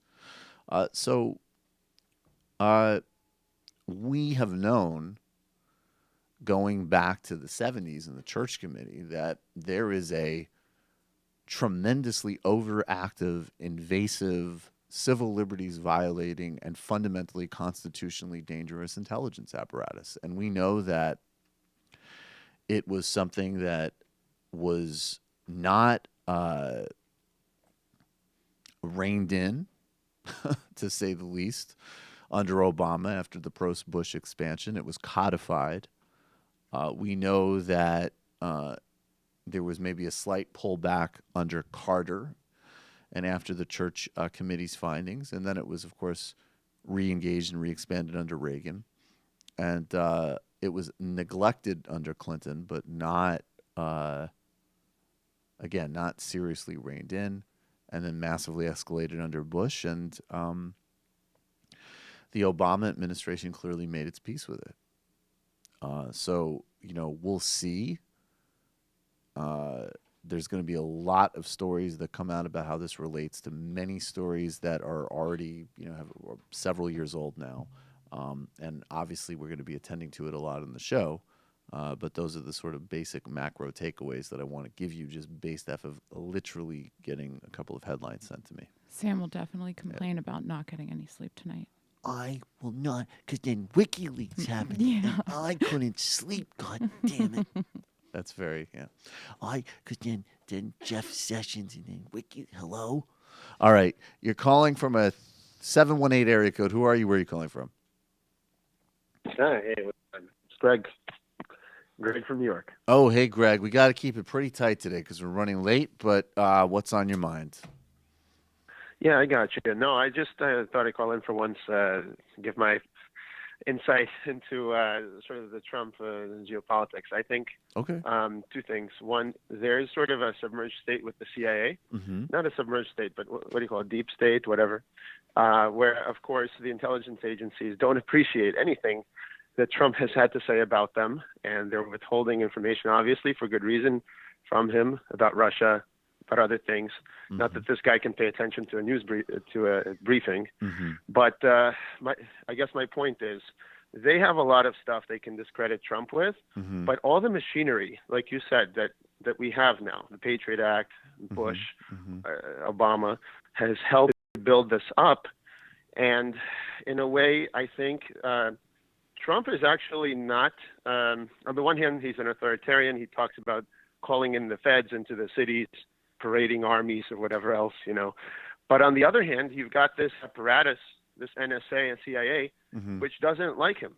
And so it's an interesting interplay where I think what's going to happen is you're going to have a massively expanded both militarization of police because of Trump, and also the CIA wiretapping and everything, which he's going to enable. I see this as a consequence, like you said, of what happened with Obama. I wouldn't just say I wouldn't just make it Obama. I mean, it's a and Bush, and Clinton to a degree, and Bush Sr. was certainly. I mean, he was a former director of the CIA. There probably only one president. Okay, JFK was pissed at these people after the Bay of Pigs and was certainly starting to think about disrupting these agencies. LBJ certainly made his peace with them. Nixon maybe was a little bit more analogous to Trump, as far as I understand, in the sense that he had actual Houston plan. Yeah, he had political conflicts with them, but he had no actual problem, obviously, with a massive, an intrusive, abusive intelligence apparatus. He just wanted to run his own, like Trump seems to. The only guy in the modern era who made any even kind of modest effort to rein some of this stuff in was Jimmy Carter. And, that was a losing battle. But everybody else has made peace with them, and even culturally. I mean, it's very striking to me that if you look at, you go back to the 70s and you watch like classics that were made then, like, these are not the good guys. And then all of a sudden, like, the CIA and everything got rebranded, like in the Homeland era, as like, these are like, the liberal arts global assassins. And, I think that many, and I just would caution, though, that I think people on the center and the center-left types have become kind of embarrassingly prostrated in front of the intelligence community. But I also think that there are people who are, maybe whether they're libertarians or they're more on the actual, like, real left, they are way too credulous of what Trump is doing, because Trump is not. There's no reform of these agencies. Trump wants to bring them to heel so he can use the apparatus at his personal whim, which, incidentally, as problematic and as awful as these programs and policies have been up through Trump, this is another escalation that is unique to him. Barack Obama, I don't believe for a second, personally ordered a wiretap on Trump Tower because he didn't like Donald Trump. That's ridiculous, and everybody knows it's ridiculous. Of course not. Yeah, but Donald Trump would try to do something like that, and I have no doubt that that's how he wants to make those apparatuses work. So it's a different thing. I'm not even that concerned about him personally. He's not going to go after Rosie O'Donnell either, with the feds. Who knows? I'm just honestly. But these 4 years, I'm saying, with a guy like that, and the ineptitude that you have now in the White House, you're going to see a separation. You're going to see a secretive, closed-off CIA and FBI that are basically going to run. They're like a second government. I'm saying accountable to no one after 4 years from now. That's what I'm concerned about. Yeah, I mean, I don't think. I think it's something where it's like many other things in this, in our current politics. When this sounds very idealistic of me, and I'm glad that the so-called deep state has been undermining Trump, and I think that there are some people in those institutions who at least take their roles institutionally seriously, which is a distinction from him.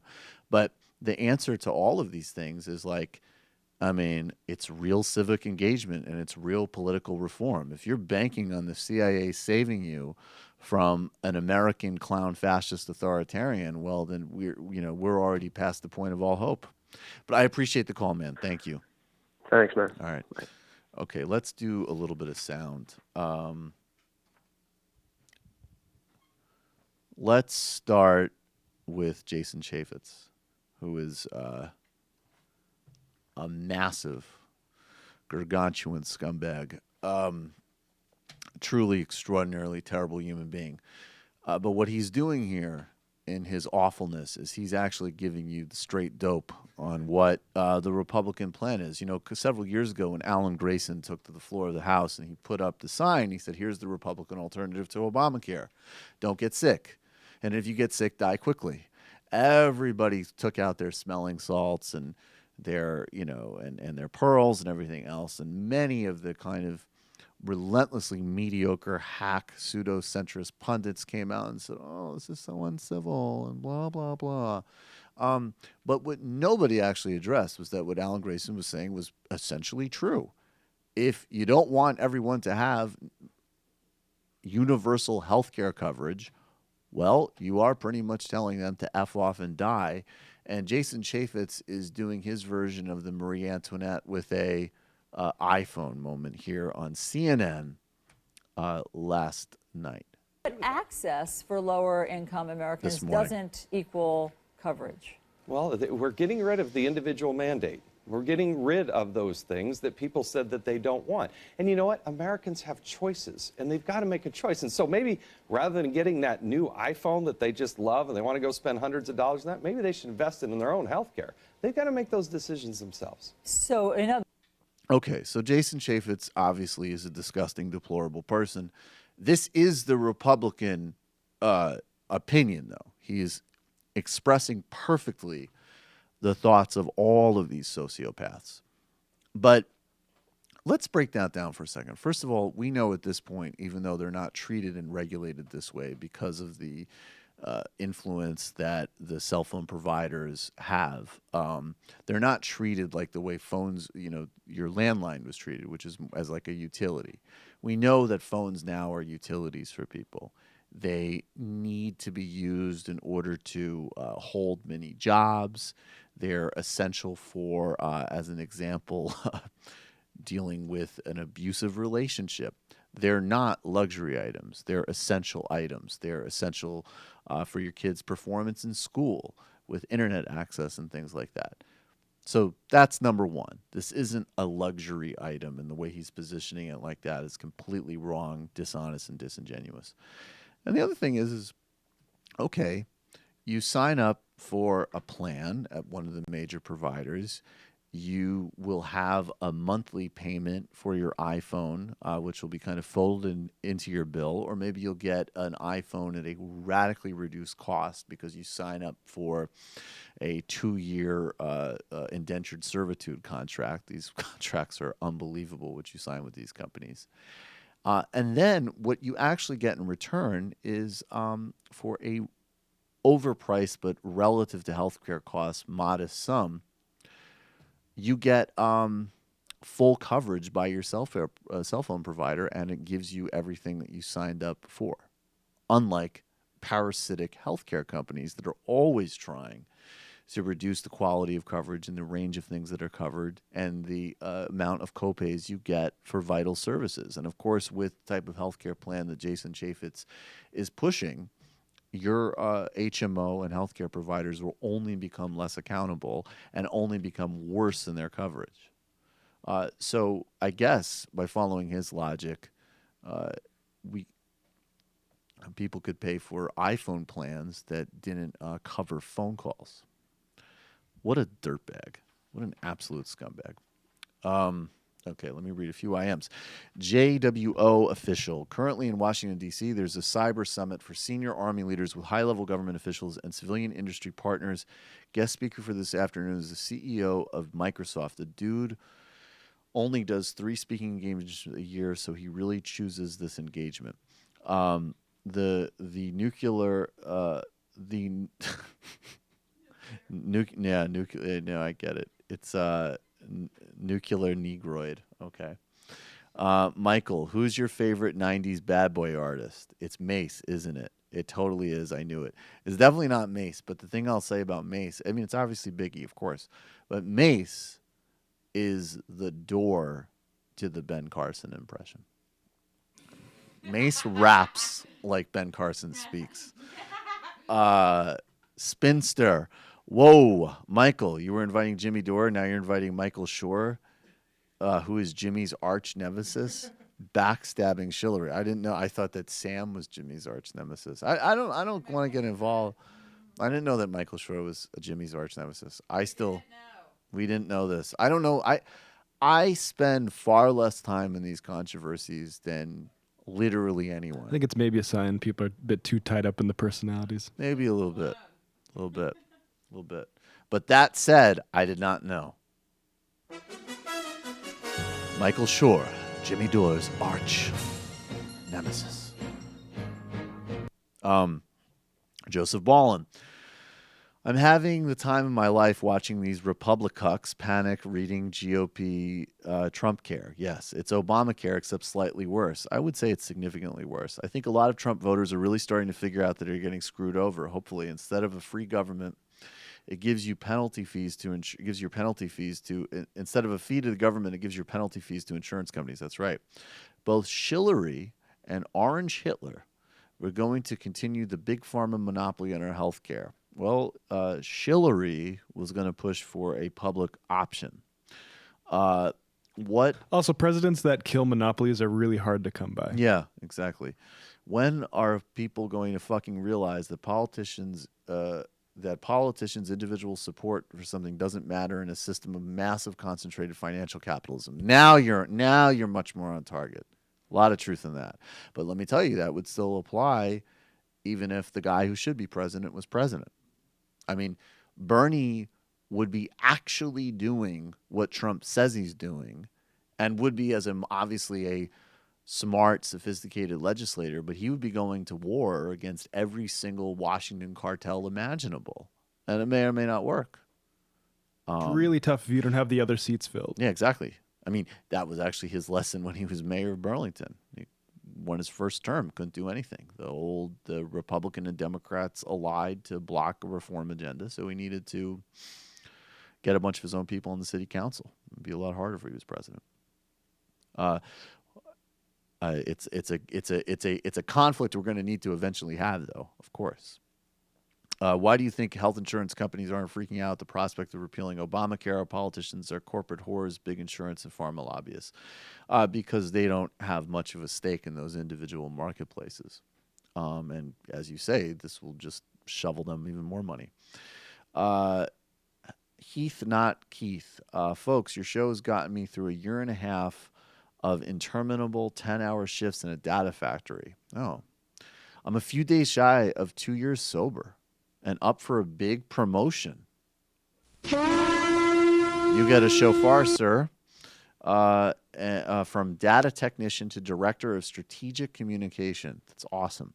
I owe some of it to you guys, the only podcast I listen to every minute of every episode because it keeps me sane. Dope Boys also. Can I get a good luck shofar for the promotion? Yes, I'll give you another one. Good luck. Ilmec. I like Michael, your guest, but the only people who talk about purity tests are centrists. Yeah, if we had more time, we would have gone over that a little bit. We don't have the same view.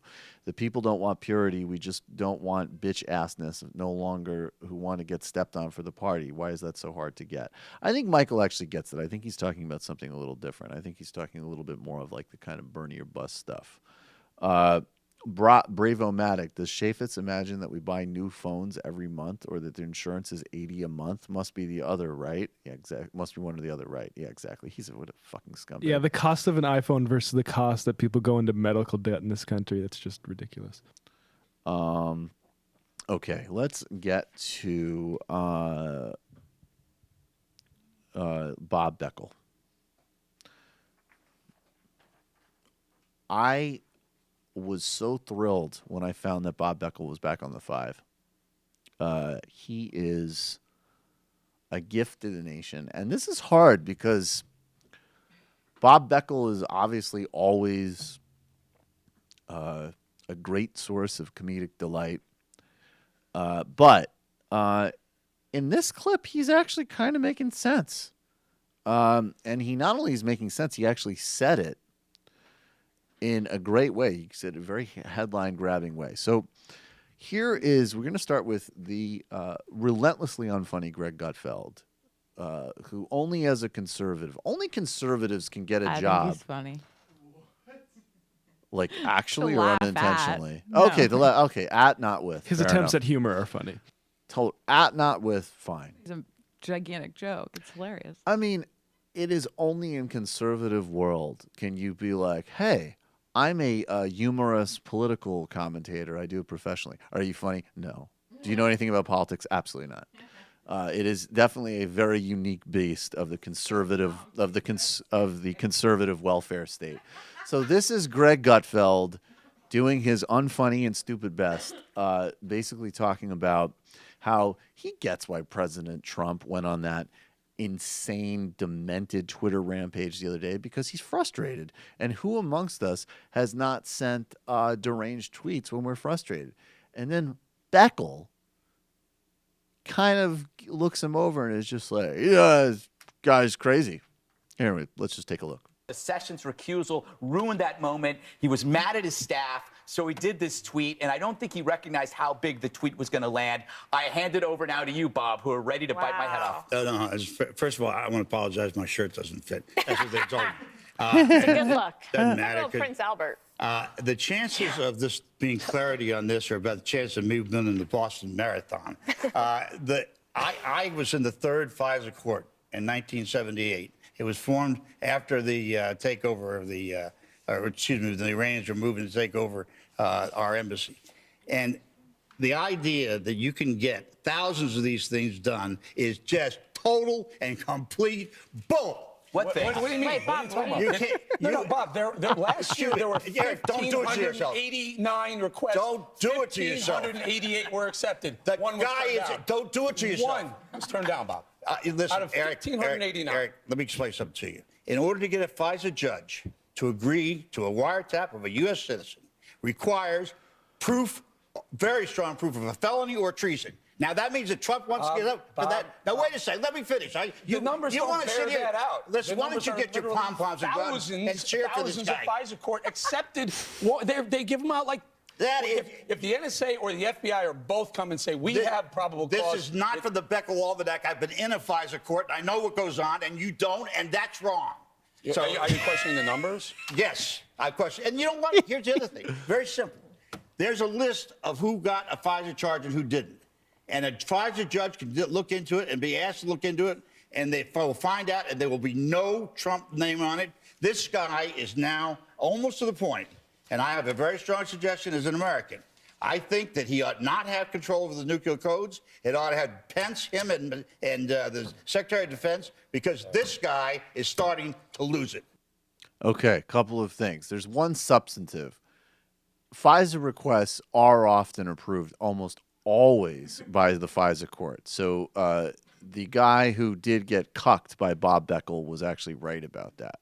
Now, when those FISA requests, though, are granted, that also basically means, and I agree that the FISA court should be a lot more adversarial, but that theoretically means that they are going to that court with very, very strong evidence of something very serious, like a terrorism activity, like organized crime, like, I don't know, treason. So, as people always say with those Trump tweets, there's two things going on. There's the Beckel version, which is, he losing his mind. And then there's the, yeah, maybe there was some type of surveillance or tap of Trump Tower because there's an ongoing investigation of Donald Trump. Now, what I love about that segment, though, and of course, my theory is that both things are true. There probably is an ongoing investigation, and he's absolutely losing his mind and should not be in control of any type of codes. But what I love about that is I love that Bob Beckel just totally, what's that guy's name? Not Gutfeld. The guy, Bowling. He just cucked Bowling hard. Like, Bowling was all just like, come on, Bob, and he's doing his whole, like, sort of like aging frat boy thing. And Beckel's just sitting there, like, looking like a stuffed turkey with a shirt that is absolutely too big for him. And he's just like, I was in Iran. You know what you're talking about, Bowling.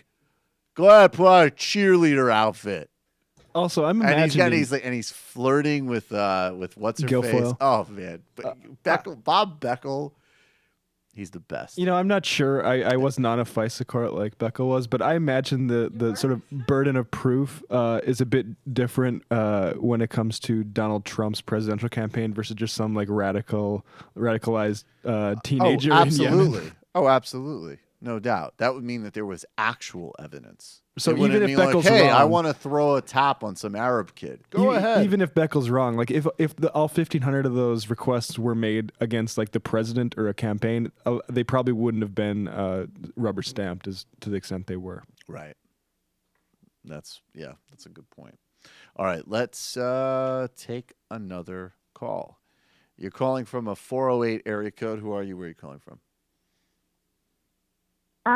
Hello? Hey. This is Haley from California. Hey, Haley, what's on your mind? I have a couple things, and I first wanted to say that, things have been pretty bleak, but your drunk Bill O'Reilly tirades are always the only thing that make me laugh. What about a factor? Bill O'Reilly, D-Man, fucking wife. Yeah, I don't know why. It's just like I've been in the grocery store sometimes just laughing to myself like a creep because they're just so hilarious. One of the family dinner. Bill O'Reilly. Yeah. And then glad to secondly, hear it. I in regards to healthcare, I just can't fathom how an entire party can have such a wanton disregard for human life, Yeah. Because from my perspective, I have a few relatives, including my aunt and some cousins who live in Norway, and, they get to enjoy that single-payer health care. And my aunt had cancer a few years ago, and she's free and clear now, but at the time, it was really scary, but the one comfort was no matter what, she was going to be covered, Yeah. Yeah. I get it. And it's so frustrating that they think someone, just not buy an iPhone and they would be able to cover cancer treatment or something like that. It's insane. Because my aunt would be dead today if she was in the United States. And I don't know how they don't understand that, I can't on the kind of just very basic human level that you're talking about. I don't have an answer to that. I think Yeah, that there's a basic They do understand decency it, and and they don't empathy care. that they clearly these people don't possess. I mean, and that's one of the reasons why these kind of false equivalency things are so problematic, because you're literally talking about very, very basic human empathetic capacity. So, I hear you. I mean, the thing is basically there's money to put these guys in their jobs, and if they had the capacity for that sensitivity, they wouldn't have those jobs. And when you have a big enough, population of conservative law, failures, they can just have the skids greased until they're all of a sudden a member of Congress. Yeah, that's the other thing too. Is there's a lot of these people are not. I mean, even Paul Ryan's a great example of this. I mean, the guy is. He's a nothing. He's a complete mediocrity, and you stick him in a district in some small place. I mean, it's not terribly many voters to get elected from the House in Wisconsin. You say to a small handful of companies and individuals, like, I'll go to Congress, and my whole purpose in being there is to give you more money, give you more favors, and give you more access. They dump a massive amount of money into your rural district, and and then you get to run around DC, and you get to several years ago, I actually, Ezra Klein's dissection of the GOP healthcare plan was really good this morning. But he sat down with Paul Ryan several years ago and treated him like a serious person. They're not. They're terrible. And it's just, and I think that if you, beyond the emotional level of what's upsetting about it, if you just really think of it's like, and this is, I think, something that Democrats of many persuasions don't get a lot, is that politics is just about power. It's about who gets what, where, when, and why. It's not about persuasion. It's not about, delivery. It's not about those things are important, but they're second-order things. There's basic questions of power, distribution, and interest. And the purpose of the modern Republican Party is to distribute resources to the top end. and there's Right. cultural and social ideas that get activated because they need to have a broad enough base of people to vote for it. There's different subtleties of how these things play out, because obviously if you're you might be struggling in a rural district, but you experience things like income inequality maybe differently than if you live in New York or California. But the basic thing here is just that politics is a struggle ultimately about resources. That is really the engine of it. And the purpose of Republican Party politics is to put resources even more in the hands of those who already have. That's it. And nothing comes before that. It's ridiculous. Yeah, I agree. I agree. But it's pretty clarifying.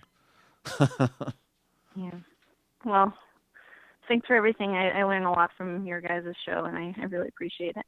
Okay, please take care and give yourself a little news fast, too, or just listen to an Yeah. O'Reilly thing. All right. Thank you so Thanks. much. All right. Bye-bye. Paul Ryan wants to thin the herd. He thinks that is what will help the country. What do you mean, like the most. population-wise? Yes. I don't even know if he thinks that far. Yeah, I think he does. Okay. He's not a moron. I mean, I think he's evil. I think a lot of these guys genuinely believe capitalism is the best way to prosperity. No, I think that they, And they're wrong about that, and it's going to kill a lot of people. Yeah, but they know that second part is that it's going to kill a lot of people. It's going to kill certain demographics that aren't doing them any good, and they just want it to happen. I think that they certainly, there's a comfort, obviously, with people suffering. There's no doubt about that. Speaking of, which is two, these aren't numbered. Oh, you want to get, well, I want to do Gorka first. Oh, God. So, what would a day be without a visit from the great Dr. G? Someone was nice enough to tell me recently that I was their favorite part of the Majority Report, with the obvious exception of Dr. G, who was their favorite part of the Majority Report. Basically, Dr. G is a massive alpha male. You can see that in the sort of simian structure of his face. And he is a brilliant and powerful man. And, this clip we're about to play is interesting because I think that when Donald Trump announced during his very presidential and very sober joint address to Congress that they were going to create a specific department that monitored the crimes of immigrants. And of course, as Peter Beinart and many others pointed out, that there was certainly policies and ideas very analogous to that in Nazi Germany of monitoring the specific crimes of specific groups of people. And Dr. G, in this question, he really gets to the heart of two of his great passions, which is xenophobia, serving his new master, and then I think his deep core psychological drive, which is dear old dad, making him proud with defeating the Jews and other undesirables. So here he is speaking with Dom Giordano. And he wants to know, this host Dom Giordano, why Democrats would have a problem with the Voice program. The Nazi-esque, specifically monitor crimes of undocumented people program. Why would they have a problem with that? And Dr. G is just, for once, a man who's so worldly and such a terrorism expert, he's pretty much just flummoxed. He doesn't even know how to respond to this. I heard maybe a couple times, but almost hissing or something like that, is when President Trump said, I am so concerned about the victims of people that are here illegally that I've told them to start a subset, an office of this. How is that idea, monitoring that and staying on top of it to get real information and real pushback on that? That was seemed to me to be the most objectionable to Democrats last night. Do I have to comment on that? I mean, it was so disgusting. We want to help the victims of crime, the victims of people who have already broken the law by being here. If you object to that, you are in favor of pain, in favor of tragedy, and in favor of chaos. And that is un-American. Absolutely. If you oppose that, then you would be the type of person who would monitor video games on behalf of feminist SJWs. I'm so disgusted. I'm vomiting all over my Nazi memorabilia. I was so profoundly disturbed when I saw those SJW beta cocks not applauding at the voice program that I vomited all over a gold-encrusted seal made from melted teeth of former occupants of Auschwitz that I keep in my memorabilia jar in my home in Virginia. It could not have been more disgusting. Some responded to old dad's plan to monitor Jewish shops in Hungary by accusing him of Nazi sympathies. Boy, it just made me absolutely sick to my stomach. Dr. G, please come on the show. Please. And by the way, if you're a Sam Harris fan, there is no substantive difference between his views on terrorism and Sam Harris's, except actually Dr. G probably has a little bit better understanding of, like, I don't know, the demographics of the Middle East than Sam Harris. I did see Sam Harris, though, in good news. Sam Harris is eager for a open dialogue with Charles Murray. So I look forward to the same morons who hate Muslims who tweet at me incessantly now to get on a good new race science kick. Look, you're calling from a 727 area code. Who are you? Where are you calling from? Hi. Hey. My name's Anthony. Hi, Anthony. What's up? There's a few things. First of all, I'd be perfectly fine with voice existing if there was also a Office of White Crime. Well, that just made me You know, disgusted. it would balance things out. I've just vomited all over my tunic with Nazi pins on it. Second of all, you and Michael Shure had a pretty long discussion about the relative advantages and disadvantages of of Tom Perez versus Keith Ellison. Mm-hmm. And I can boil it down to one very simple sentence. Tom Perez has one job to win. One job, and that's to win. He has nothing else to do. He only has to win. From there, we, all of us activists, can figure out what the hell we're going to do with the Democratic Party. But first thing, he has to win. Yeah, I mean, of course. You mean you're talking about getting people elected in the midterms? Yeah. Yeah. You get not just the midterms, but special elections. Yep. Did the Georgia one happen already? Or is that No, in the progress? Georgia one's in a couple of weeks. Yep. Yeah, Tom Price's yeah, old seat. but the point is, at all of these elections, he has to win. If he wins, I am fine with no matter what he does. He can just become the most radically, third-way Democrat for all I care. As long as he's winning, and we can. Of course, that's not really in his nature to become a third-way Democrat, aside from the TPP.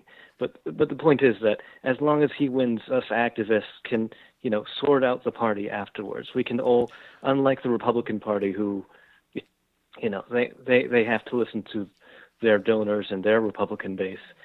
We can always push the Democrats to be better. Yeah, I think that there's some truth to that. I appreciate the call, man. Thank you. Okay. Let's get to another one. Because I'm trying to leave few people hanging as possible. You're calling from a 909 area code. Who are you? Where are you calling from? Hi, this is Christian from California. Hey, Christian. What's on your mind?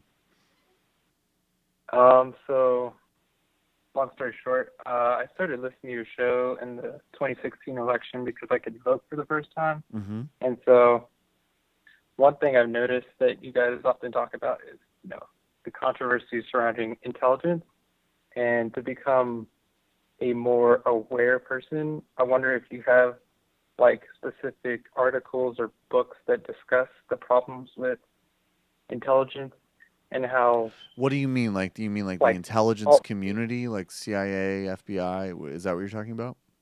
Yeah. Yeah, because one thing I've noticed is when it comes to things like immigration, I was wondering if there's an alternative that I have not been made aware of regarding how to deal with the modern era and, you know, protecting our borders in that kind of sense. Like, if you guys are actually against intelligence the way it's gathered today, or if there is some alternative that seems to be, like, pushed to the side. If you understand what I'm saying. Not entirely, but I mean, I think that we're not, I always speak for myself, I'm not opposed with intelligence services and people gathering analysis to understand what's happening in the world. The problem is if they can hide what they're doing under a national security rationale for like half a century. Yes. I think that's where the problem's. Yeah, and you can pick any different era you want. I mean, if you go back to the Cold War era, that's pretty simple. There's just a major history of, the CIA being complicit in coups across the globe, supporting paramilitaries, supporting massive human rights atrocities, in some fusion of either Cold War geostrategy, but also obviously in some cases just really literally being at the behest of Western corporations. I mean, it's like, okay, the government comes in Guatemala in the 1950s, they're going to do some land reform, they're going to throw some taxes on United Fruit Company. We're not talking about a Soviet satellite state with arms, we're talking about some basic social democracy. And the CIA makes sure that they're out of office. In the 1970s in Jamaica, Michael Manley talking about better must come and some kind of basic democratic socialism and having his own sort of foreign policy with regards to Cuba.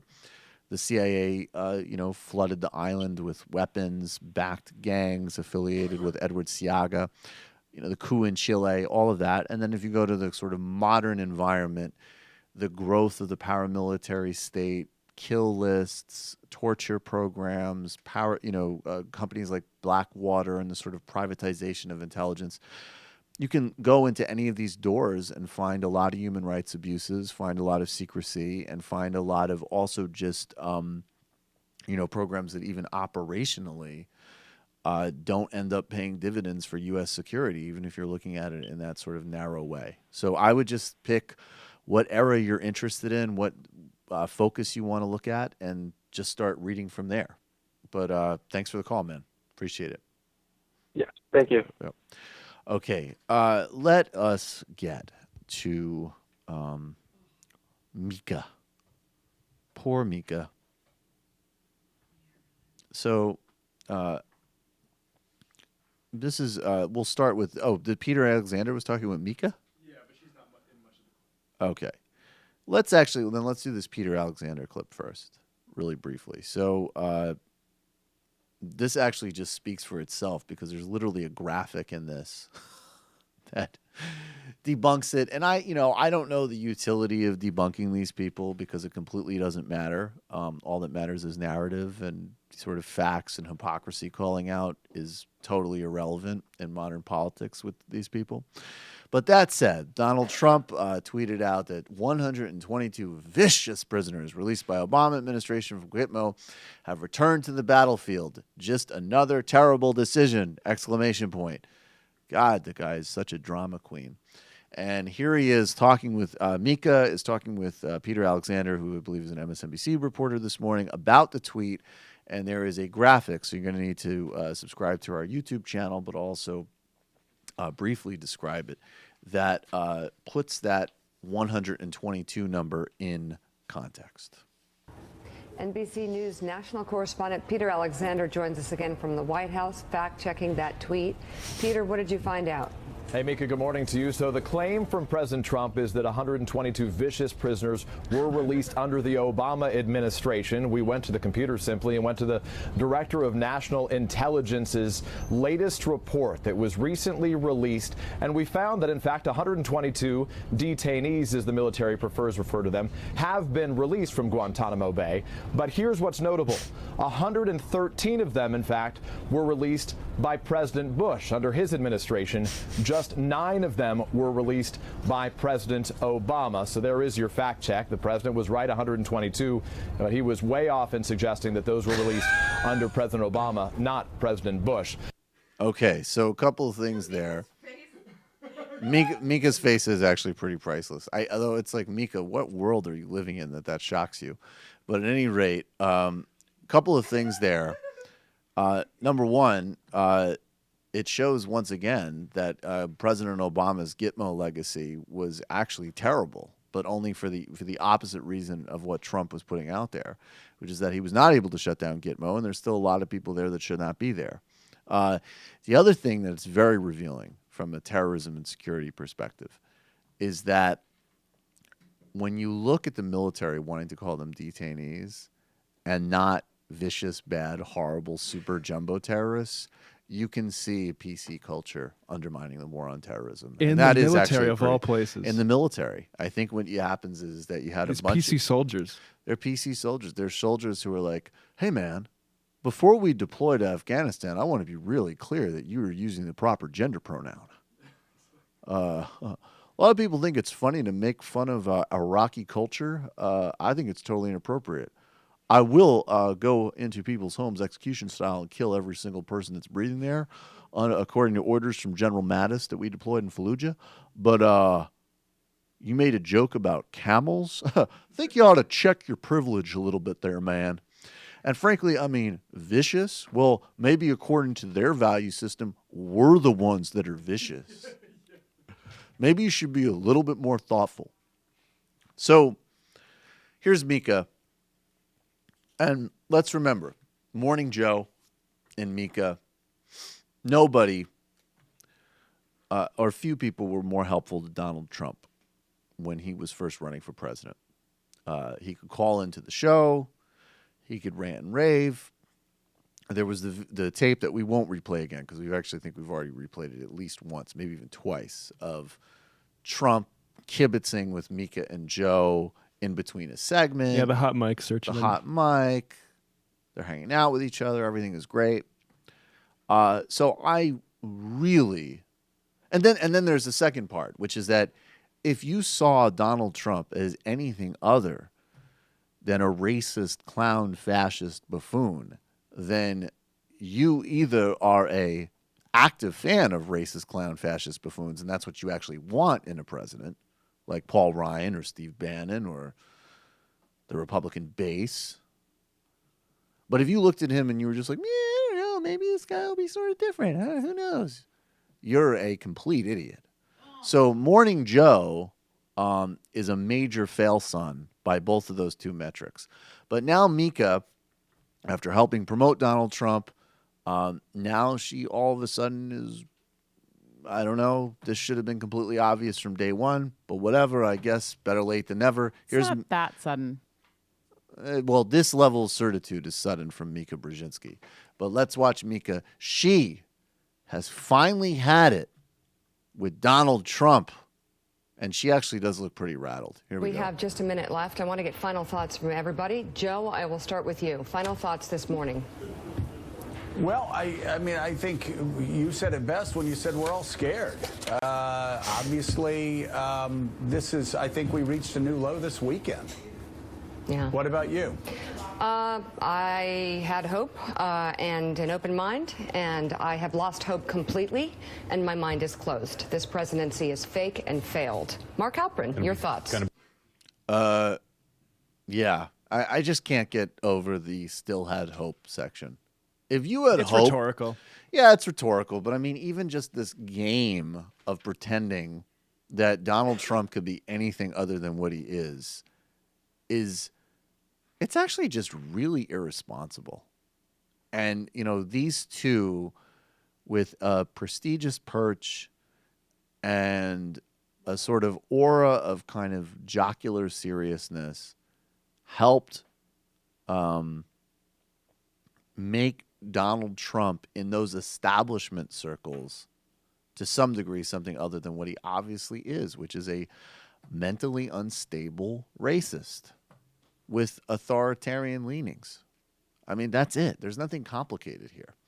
But I guess better late than never. Now, really briefly, President Trump yesterday, they released a revised version of the Muslim ban. And really briefly, here's what it does. First and foremost, Iraq is off the list. That's actually thanks in part to lobbying by Defense Secretary James Mattis, who said that Iraq being on the list shockingly would undermine coordinating efforts against ISIL in Iraq. It's amazing when you look at James Mattis's record of complete disregard for civilian casualties, how much he emerges as a voice of reason in these conversations, and specifically with regards to his record in Iraq. Quote briefly from the New York Times, the new order continued to impose a 90-day ban on travelers. It removed Iraq, as I said before. The countries that are still affected by it. Oh, and then the other really main thing that's important is it still cuts the number of refugees admitted to the United States each year to 50,000 from 110,000. Now, just think about that. We're a country of, what are we, about 300 million people?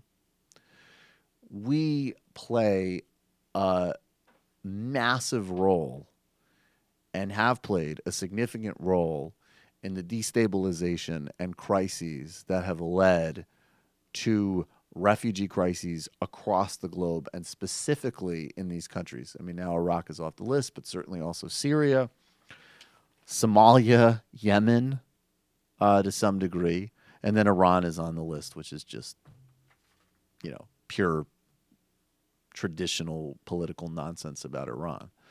The notion that that number wasn't higher to begin with is ludicrous. We expect places like Jordan and Lebanon, with a fraction of our GDP and capacity, to absorb a lot of people, which we provide, again, relatively little funding for. So that number was minuscule and pathetic to begin with. But we know that the real administration plan and what this fits into is a whiting of America. Margaret Young, executive director of Amnesty International USA, says that the order could still cause extreme fear and uncertainty for thousands of families, once again putting anti-Muslim hatred into policy. And it is still a Muslim ban. And they're still going to talk about it as if it was and screw themselves in case that needs to be brought up in a future court case about this stuff, probably. Yeah, that's true. There was another important thing. The sort of key revisions that they made that are obviously designed to sort of hold it better in court is it also, and this is quoting again from the Times, it also exempts permanent residents and current visa holders and drops language offering preferential status to persecuted religious minorities, which was the specific writing in that favored Christians over Muslims, a provision widely interpreted as favoring other religious groups over Muslims. In addition, it reverses an indefinite ban on refugees from Syria, replacing it with a 120-day freeze that requires review and renewal. I did a video, and you should look up a couple of weeks ago, on the over 2-year process that it takes for someone to apply to get into the country from Syria. So just to cover that. You're calling from a 303 area code. Who are you? Where are you calling from? It's Phyllis calling from Denver. Hey, Phyllis, what's on your mind? Well, Jeff Sessions, he said on TV, nobody's mentioned it, that one of the things, the ambassador came to talk to him about sanctions, which has nothing to do with the Armed Services Committee.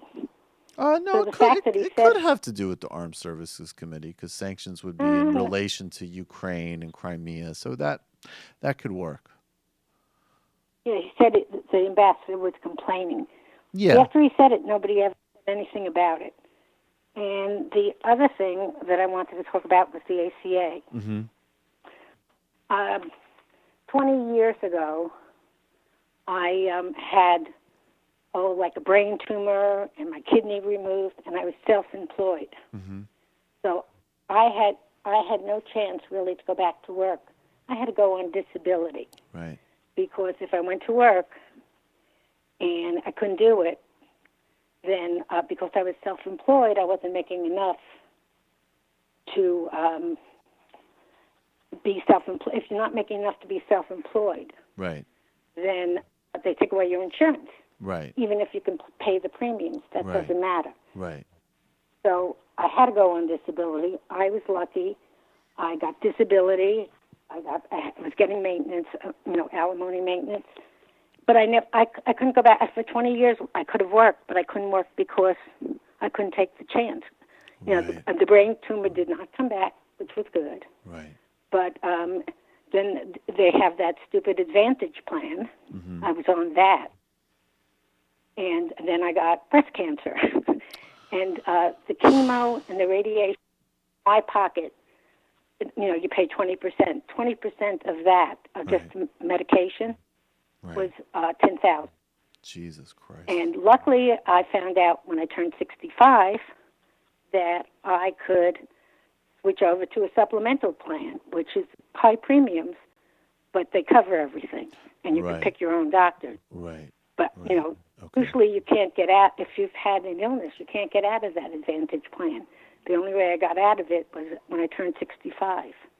But, I don't want that happening to other people. Of course. I had to stop working for 20 years for the reason that, if I got sick again, I wouldn't have insurance. It's just such a sick, it's such a sick system. It's such a disgusting system. I don't know. I know I'm just preaching to the choir, but the notion that it isn't just a universal basic right is, it's an innate moral obscenity, and it leads to the types of stories you're talking. I'm so sorry you had to go through all of that. The smart thing was to apply for disability. Yep. Even though there was a possibility, I was a paralegal. I'd been in mortgages. I'd been a teacher. Right. At that time I was doing real estate, so I was self-employed. But I couldn't take the chance of working and not having insurance. And that's the type of story that Republicans don't want people to be telling. Yeah, you should go to, if you can, you should go to your town hall, call. I think who are your? I went. Yeah. I went to the town hall in Denver, and stories were so much more horrible than mine was that I didn't even bother telling it about how the ACA saved them. They'd be dead. Right. All sorts of. So they told such horrific stories. I consider myself lucky that I had the opportunity to go on disability and get it. Right. I appreciate the call. It's just horrible. I got nothing else I could add to that. Thank you so much for the call. I appreciate it. Okay. Okay. Bye. All right. Bye. All right. Jesus. Okay. Let's do some Ben Carson. Let's elevate the mood.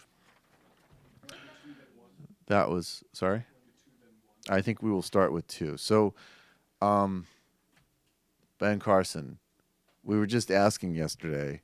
Matt said, Carson's been quiet lately. And then later that night, it's like I have like a cure. It's like there are definitely groups of people now that anytime something happens with Gorka or Carson, they hit me up immediately. It's like real life Google alerts. It's like a real life Google alert. And now everybody knows the amazing comments that Ben Carson made about immigration and slavery. But this doozy also came up. I think, was this at the same speech? So this was another amazing moment because we also talk a lot about, like, there was this scenario where Ben Carson was actually going to become like a James Bond villain, and he would do like work on his own brain, just like all this stuff. So here's Ben Carson now talking about the magic of the human brain. And this is a sort of like, it's a motivational story. But there's a interesting path that he gets to really just sort of articulating the kind of awe-inspiring nature of the human cognitive capacity. Here he is yesterday at the Department of Housing and Urban Development talking about the magic of the human brain. And every human being, regardless of their ethnicities or their background, they have a brain. Pause it. The human brain. Steve Bannon is like, I don't know about all that. Different kind of brains, Dr. Carson. All right, go ahead. The human brain. There is nothing in this universe that even begins to compare with the human brain and what it is capable of. Billions and billions of neurons, hundreds of billions of interconnections. It remembers everything you've ever seen, everything you've ever heard. I could take the oldest person here, make a little hole right here on the side of the head, and put some depth electrodes into their hippocampus and stimulate, and they would be able to recite back to you verbatim a book they read 60 years ago. It's all there. Doesn't go away. You just have to learn how to recall it. But that's what your brain is capable. Can process more than 2 million bits of information per second. You can't overload it. Have you ever heard people say, don't do all that, you'll overload your brain? You can't overload the human brain. If you learned one new fact every second, it would take you more than 3 million years to challenge the capacity of your brain. So then you can. It can't be done. So we need to concentrate a little less on what we can't do and a little more on what we can do. All right. I would like to request, and I am available to assist this project in any way, I get rid of Neil deGrasse Tyson on Cosmos. I want Ben Carson to be the public face of every science program on PBS, the Discovery, wherever. I would watch that every single day, to watch Ben Carson walking around like a rainforest or a museum exhibit being like, if you put an electrode on your brain, you can literally experience being a sequoia. The hole so he wanted to should cut think about what I'm a human can, not a human can't. If you The hole he wanted to cut in the side of the oldest person in the audience's head was really big. That's the best way to demonstrate this point. Best way to demonstrate if you this make point. a little hole in an elderly person's side of their head, just a little thing, and then shove some electricity in that thing, they'll start reading children's books. Then they go, oh my God, Peter Pan, I thought I had forgot you.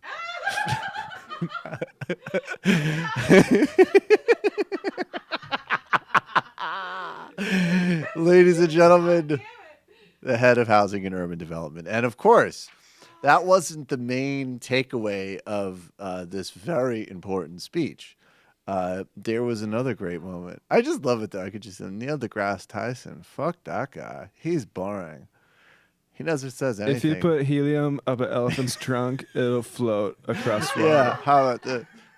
If you drill a hole into plankton and then you assert it using a needle into your wife's skin, she'll give you a lap dance. It's true. Okay, so here is, of course, the big moment of yesterday. This was the takeaway. Now, I just have to say as a preamble, the racist conservative belief that, okay, slavery was kind of bad, but whatever. And then, like, Governor LaPage comes out and goes, well, first of all, it was white people that stopped slavery, so a simple your thank you will do. And then the other point that I think is actually prevalent amongst a lot of people, even if they don't articulate it, the other reactionary belief is this idea like, well, you know, slavery was bad, but turned out for the better. But what I have never heard in any way, shape, or form, I have never heard this articulated, and this is another way where Ben Carson is a fucking phenom, that somehow slaves that were abducted here and sold into human bondage, that it was somehow strategic. Let's take a look at Ben Carson. Slavery, immigration, and some interesting instincts insight, perhaps, in the Carson origin story going back to the Gold Coast of Africa. Let's play this. That's what America is about. A land of dreams and opportunity. There were other immigrants who came here in the bottom of slave ships. I'm sorry, you're going to have to rewind that, but I just have to say, Candy, let me holler at you, bitch. It's a land of dreams. All right, go ahead. That's what America is about. A land of dreams and opportunity. There were other immigrants who came here in the bottom of slave ships, worked even longer, even harder for less. Oh, my God. But they, too, had a dream that one day their sons, daughters, grandsons, granddaughters, great-grandsons, great-granddaughters might pursue prosperity and happiness in this land. Okay, this takes me back several hundred years ago. The Gold Coast of Africa. Two men are walking, and they see a slave ship of white slave traders and abductors. One says, "Oh no, the kidnappers are here. Let us run inside the interiority of the bush and get away from them." And his friend says something like this: I don't know. I have a feeling that if I get abducted now and sold into human bondage and then tortured and forced to breed in three short generations, that great grandson of mine will become a doctor in what will be the most powerful military on the face of the earth, and then he will be able to sell. You see that tree bark over there? He'll be able to say that extracts of that tree bark solve obscure diseases, and then he'll be able to sell them at 6 times the markup price. So I'm going to do this for my family. Can you cuff me up, please? I've actually heard this argument once before. Wow. Who the hell are you hanging out with? From Ben Carson. I've heard him say it before months ago. It's a signature argument from Dr. Ben.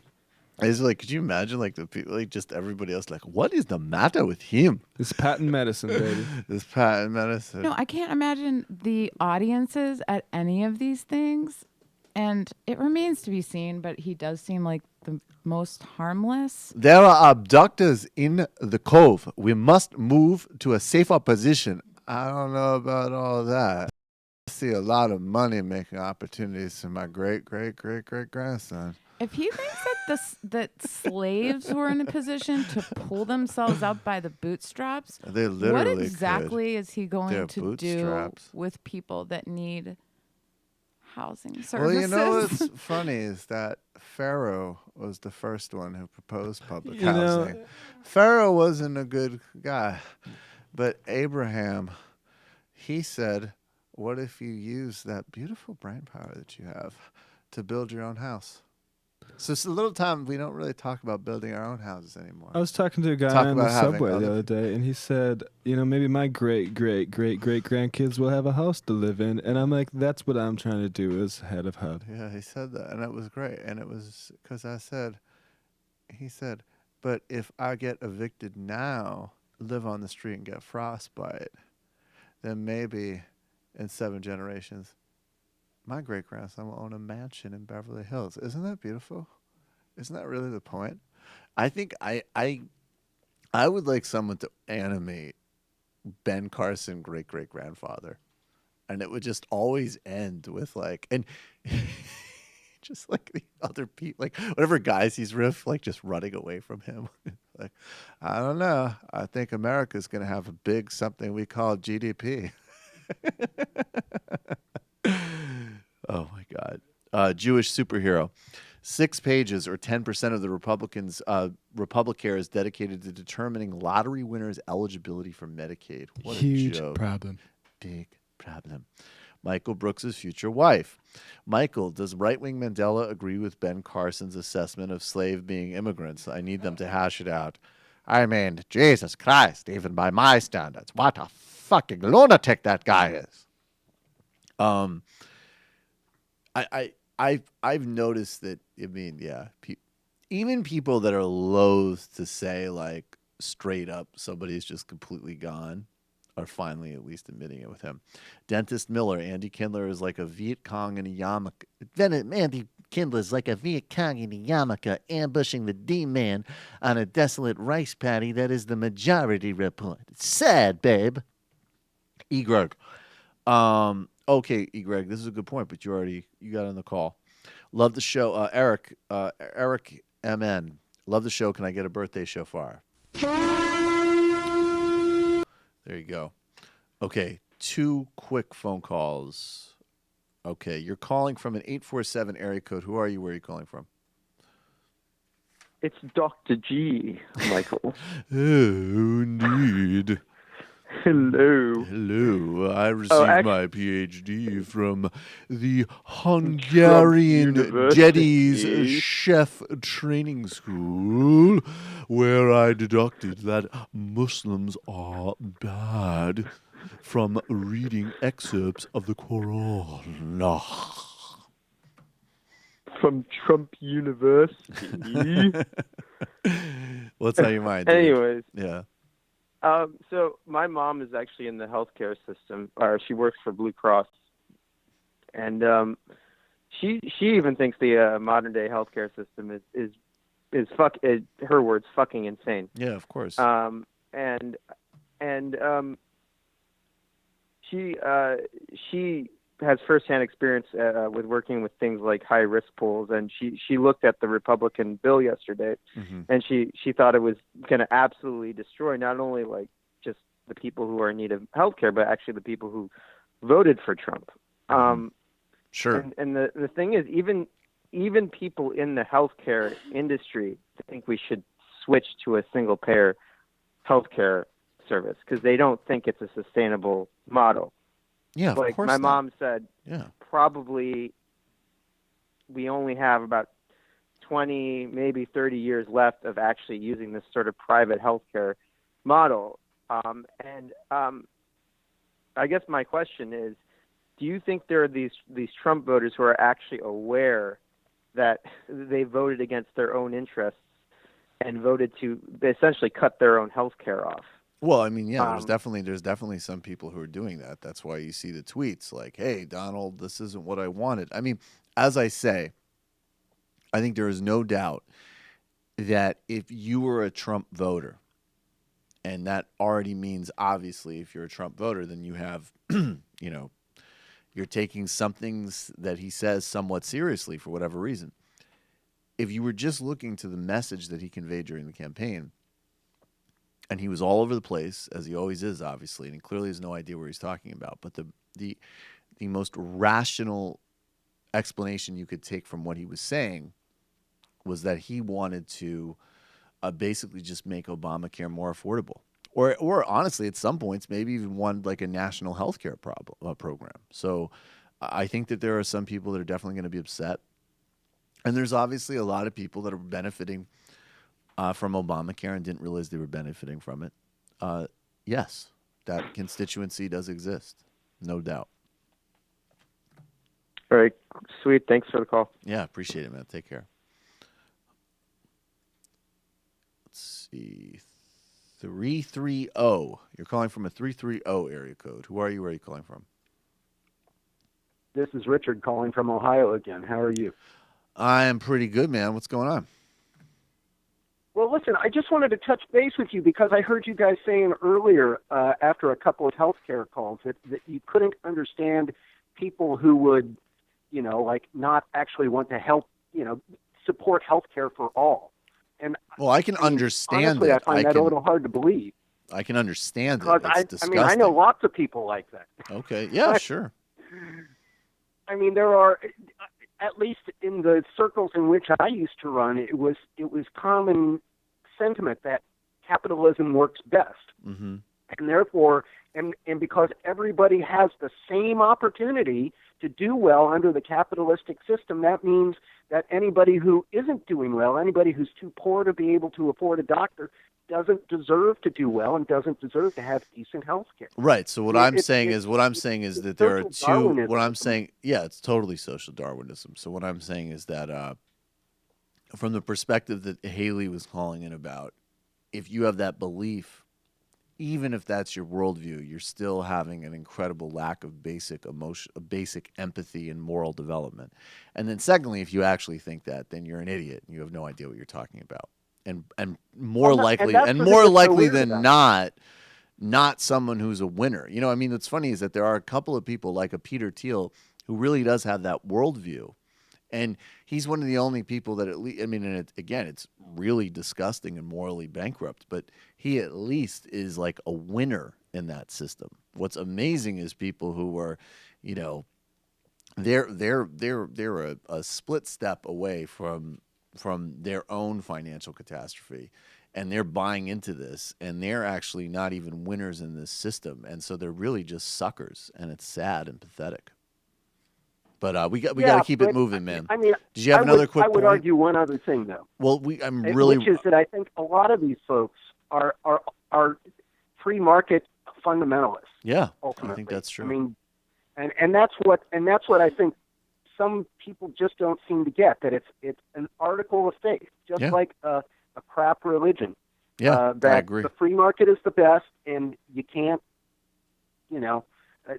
There are going to be winners and losers, and as long as you aren't a loser, then we had a whole generation's brains about. basically fried by the Cold War. That basically explains that. Absolutely. I appreciate the call, man. It's totally true, and it is a religion. I agree 100%. Thanks for the call. All right, final call of the day. You're calling from a 916 area code. Who are you? Where are you calling from? I'm sorry, the other callers, I can't get to you all, but 916, go ahead. Hey, guys, it's Charles from California. What's going on? Hey, Charles, what's going on, man? Not much. I'm still trying to, you have to excuse me, I'm still trying to get over your, the Ben Carson impression. I mean, it's kind of an impression. I mean, it's just got to get on the ship. Want my grandkid to run for president. It'd be great. It's kind of like Nostradamus-y, actually. It's going to be rough for me, but there's going to be a guy with an orange face and Russian mafia connections that my great-great-grandson will be able to be his HUD secretary for. So better get on the ship. Oh, boy. All right. Okay, so I first want to make a quick comment. Probably like 15 minutes ago, you said something about you don't know how people can still continue this game where they're trying to pretend Trump has some sort of genius to him, or that he's or that he'll really get not. mature in the job, or that or that there's anything other than he is what he is. Yeah. Right, and I don't know how, because I have some acquaintances that they've been sort of conservative leaning, not just ultra right, but they just sort of like lightheartedly still defend him, and they try to appear moderate. And I'm thinking, I hate to sound divisive, but there at this point, even early at this point, there is no middle ground here. There's no middle ground. And there is no middle ground. And frankly, but I would say that there's no middle ground with Paul Ryan. If you care about anything that matters, global warming, universal safety net, gay, I mean, we haven't even talked about, because of what this administration has done, the setback for transgender rights, right? If you have any sort of, whatever word you want to call it, whether you want to, left, political, cosmopolitan, or even just like basic humanitarian values, you're in conflict with these people. It doesn't mean you can't be friends. It doesn't mean you can't be friends with them. It doesn't mean, there's subtleties to it. But on a political level, there's no compromise here. And to the extent that people have thought there is compromise, it has either reflected a democratic liberal pathology of not understanding power, of wanting to acquiesce, of wanting to find common ground that isn't there, or the other reality that, while they get more and more fanatical and extreme, that, Democrats obviously have been far too compromised by corporate money as well. But that's basically it. Yeah, I agree. There's no middle ground. No middle ground whatsoever. Right. Did you have any other thought before we jump? Yeah, I got one more. Okay, go. What does Trump's relationship with Russia mean for the rest of Europe? I mean, I was thinking, is it going to be some sort of like reciprocity there, where Putin does something for maybe to help Trump's business ventures. Meanwhile, Trump sort of looks the other way when Putin swallows up more of Eastern Europe, or. Well, I think that's What- kind of the implication. I mean, it depends. It depends. Like, right? Like, I mean, I think it obviously and this is where that's probably something I should do a show on. But I mean, it's clearly he's someone who's going to be less aggressive around Russia in terms of the Baltic states or Ukraine. Now, at the same time, like, I don't necessarily want a president who's going to be aggressive with Russia around the Baltic states or Ukraine. It's a very fine balance. I think, ironically, Obama struck a really good balance with this. He did get tough on Russia in certain ways that were smart for preserving basic security architecture, but he also didn't become fanatical. He didn't close off the lines of communication. He didn't, and the other problem in the United States is, again, I say this all the time, like, people are so stupid about Russia on both sides. I mean, there's like Russia's this aggrieved victim, and if we say anything bad about it, it's a new Cold War, this weird dumb left thing with it, and then the right worship of Putin. Yeah. But then there's also, on the other hand, this weird, like, obsessive Russia phobia and no understanding of that part of the world and how it works. So, but yeah, I mean, the concern of people like Joschka Fischer, who's like a former German foreign minister, is that, basically, whether it's ideological or his own personal interest, Trump is going to speed up in the erosion of the frameworks that have allowed certainly Western Europe and the EU, for all of its problems, to achieve a lot of things economically and socially, and that they will be gradually eroded by a different security umbrella in Europe. And that's a legitimate concern. Hey, man, I really appreciate the call. Yeah, thanks for having me. First-time listener, or excuse me, long-time listener, first-time caller. Oh, well, awesome. Thank you. Here's the shofar. All right, thanks, man. All right, let's race through some IMs. First, M. Whoa. There are a lot of IMs. Mailman. I agree with Kelly. I think the Republican Party is a true believer in eugenics. What better way to get rid of undesirables than through health care? Kelly. X. Okay. W. It's a fun game, but it's not going to work. Do you see? There's no W. B. There you go. Beefy Richard. I can't be the only one hoping that Alexis and Michael are listening to the fun half using synonyms to I am cuck jokes. Ben Carson's speech lacks booze and weed. Matt. B. B again. D. Dick Dastardly. You should check out an older Biggie mixtape called Blue Eyes Meets Bed-Stuy. I've listened to that. It's great. Mashup of Frank Sinatra and Biggie Smalls. Yep, I listened to that. It's great. Holy shit. All this time we thought it was Ted Cruz, but it turns out Ben Carson's the Zodiac Killer. Stop the Carson jokes, Michael and Matt. I'm fucking crying in the middle of work right now. My coworkers think I'm crazy. Kelly.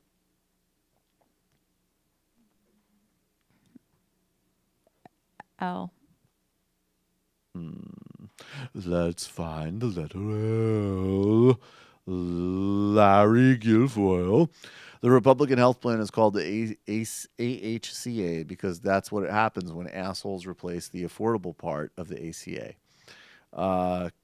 Cuck the Magic Dragon. Did you like the most recent Tribe called Quest, or did you think it was too old sounding? I asked because you're a little younger and I thought it was dope, but then again, maybe I'm old and corny now. I haven't listened to it yet. I have to listen to it. Dolink. Grayson did exactly what George Lakoff recommends. Read his book. Don't think an elephant's still relevant today. Matt. G. G. Green Carson. Imagine the weird shit the FBI has heard on Trump calls if they have a FISA request granted. Tiffany, put your sister on the line. Kelly. S. Censor sweep.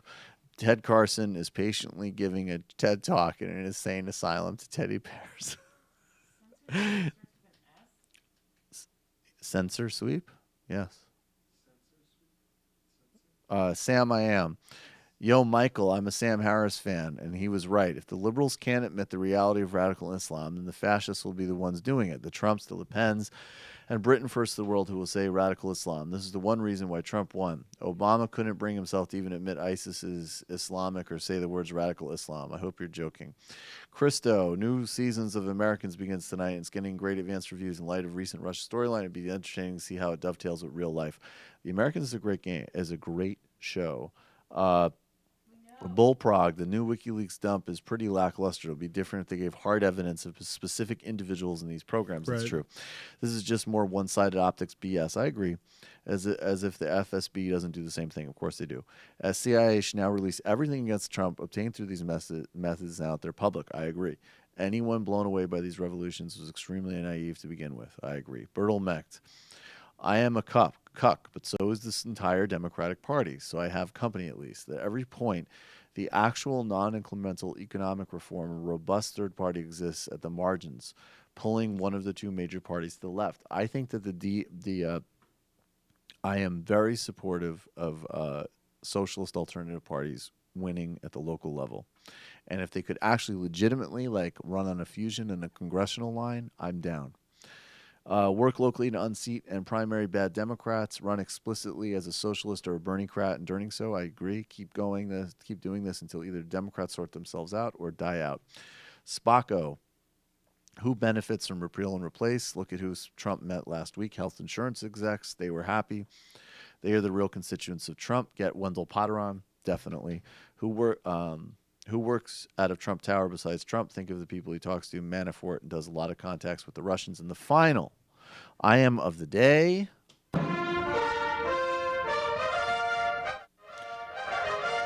Jiz Gargelet. Doesn't it bother you that the CIA wants to dump Trump, wants Trump gone and uses Russian rumors to get it done? I don't think that they're completely rumors.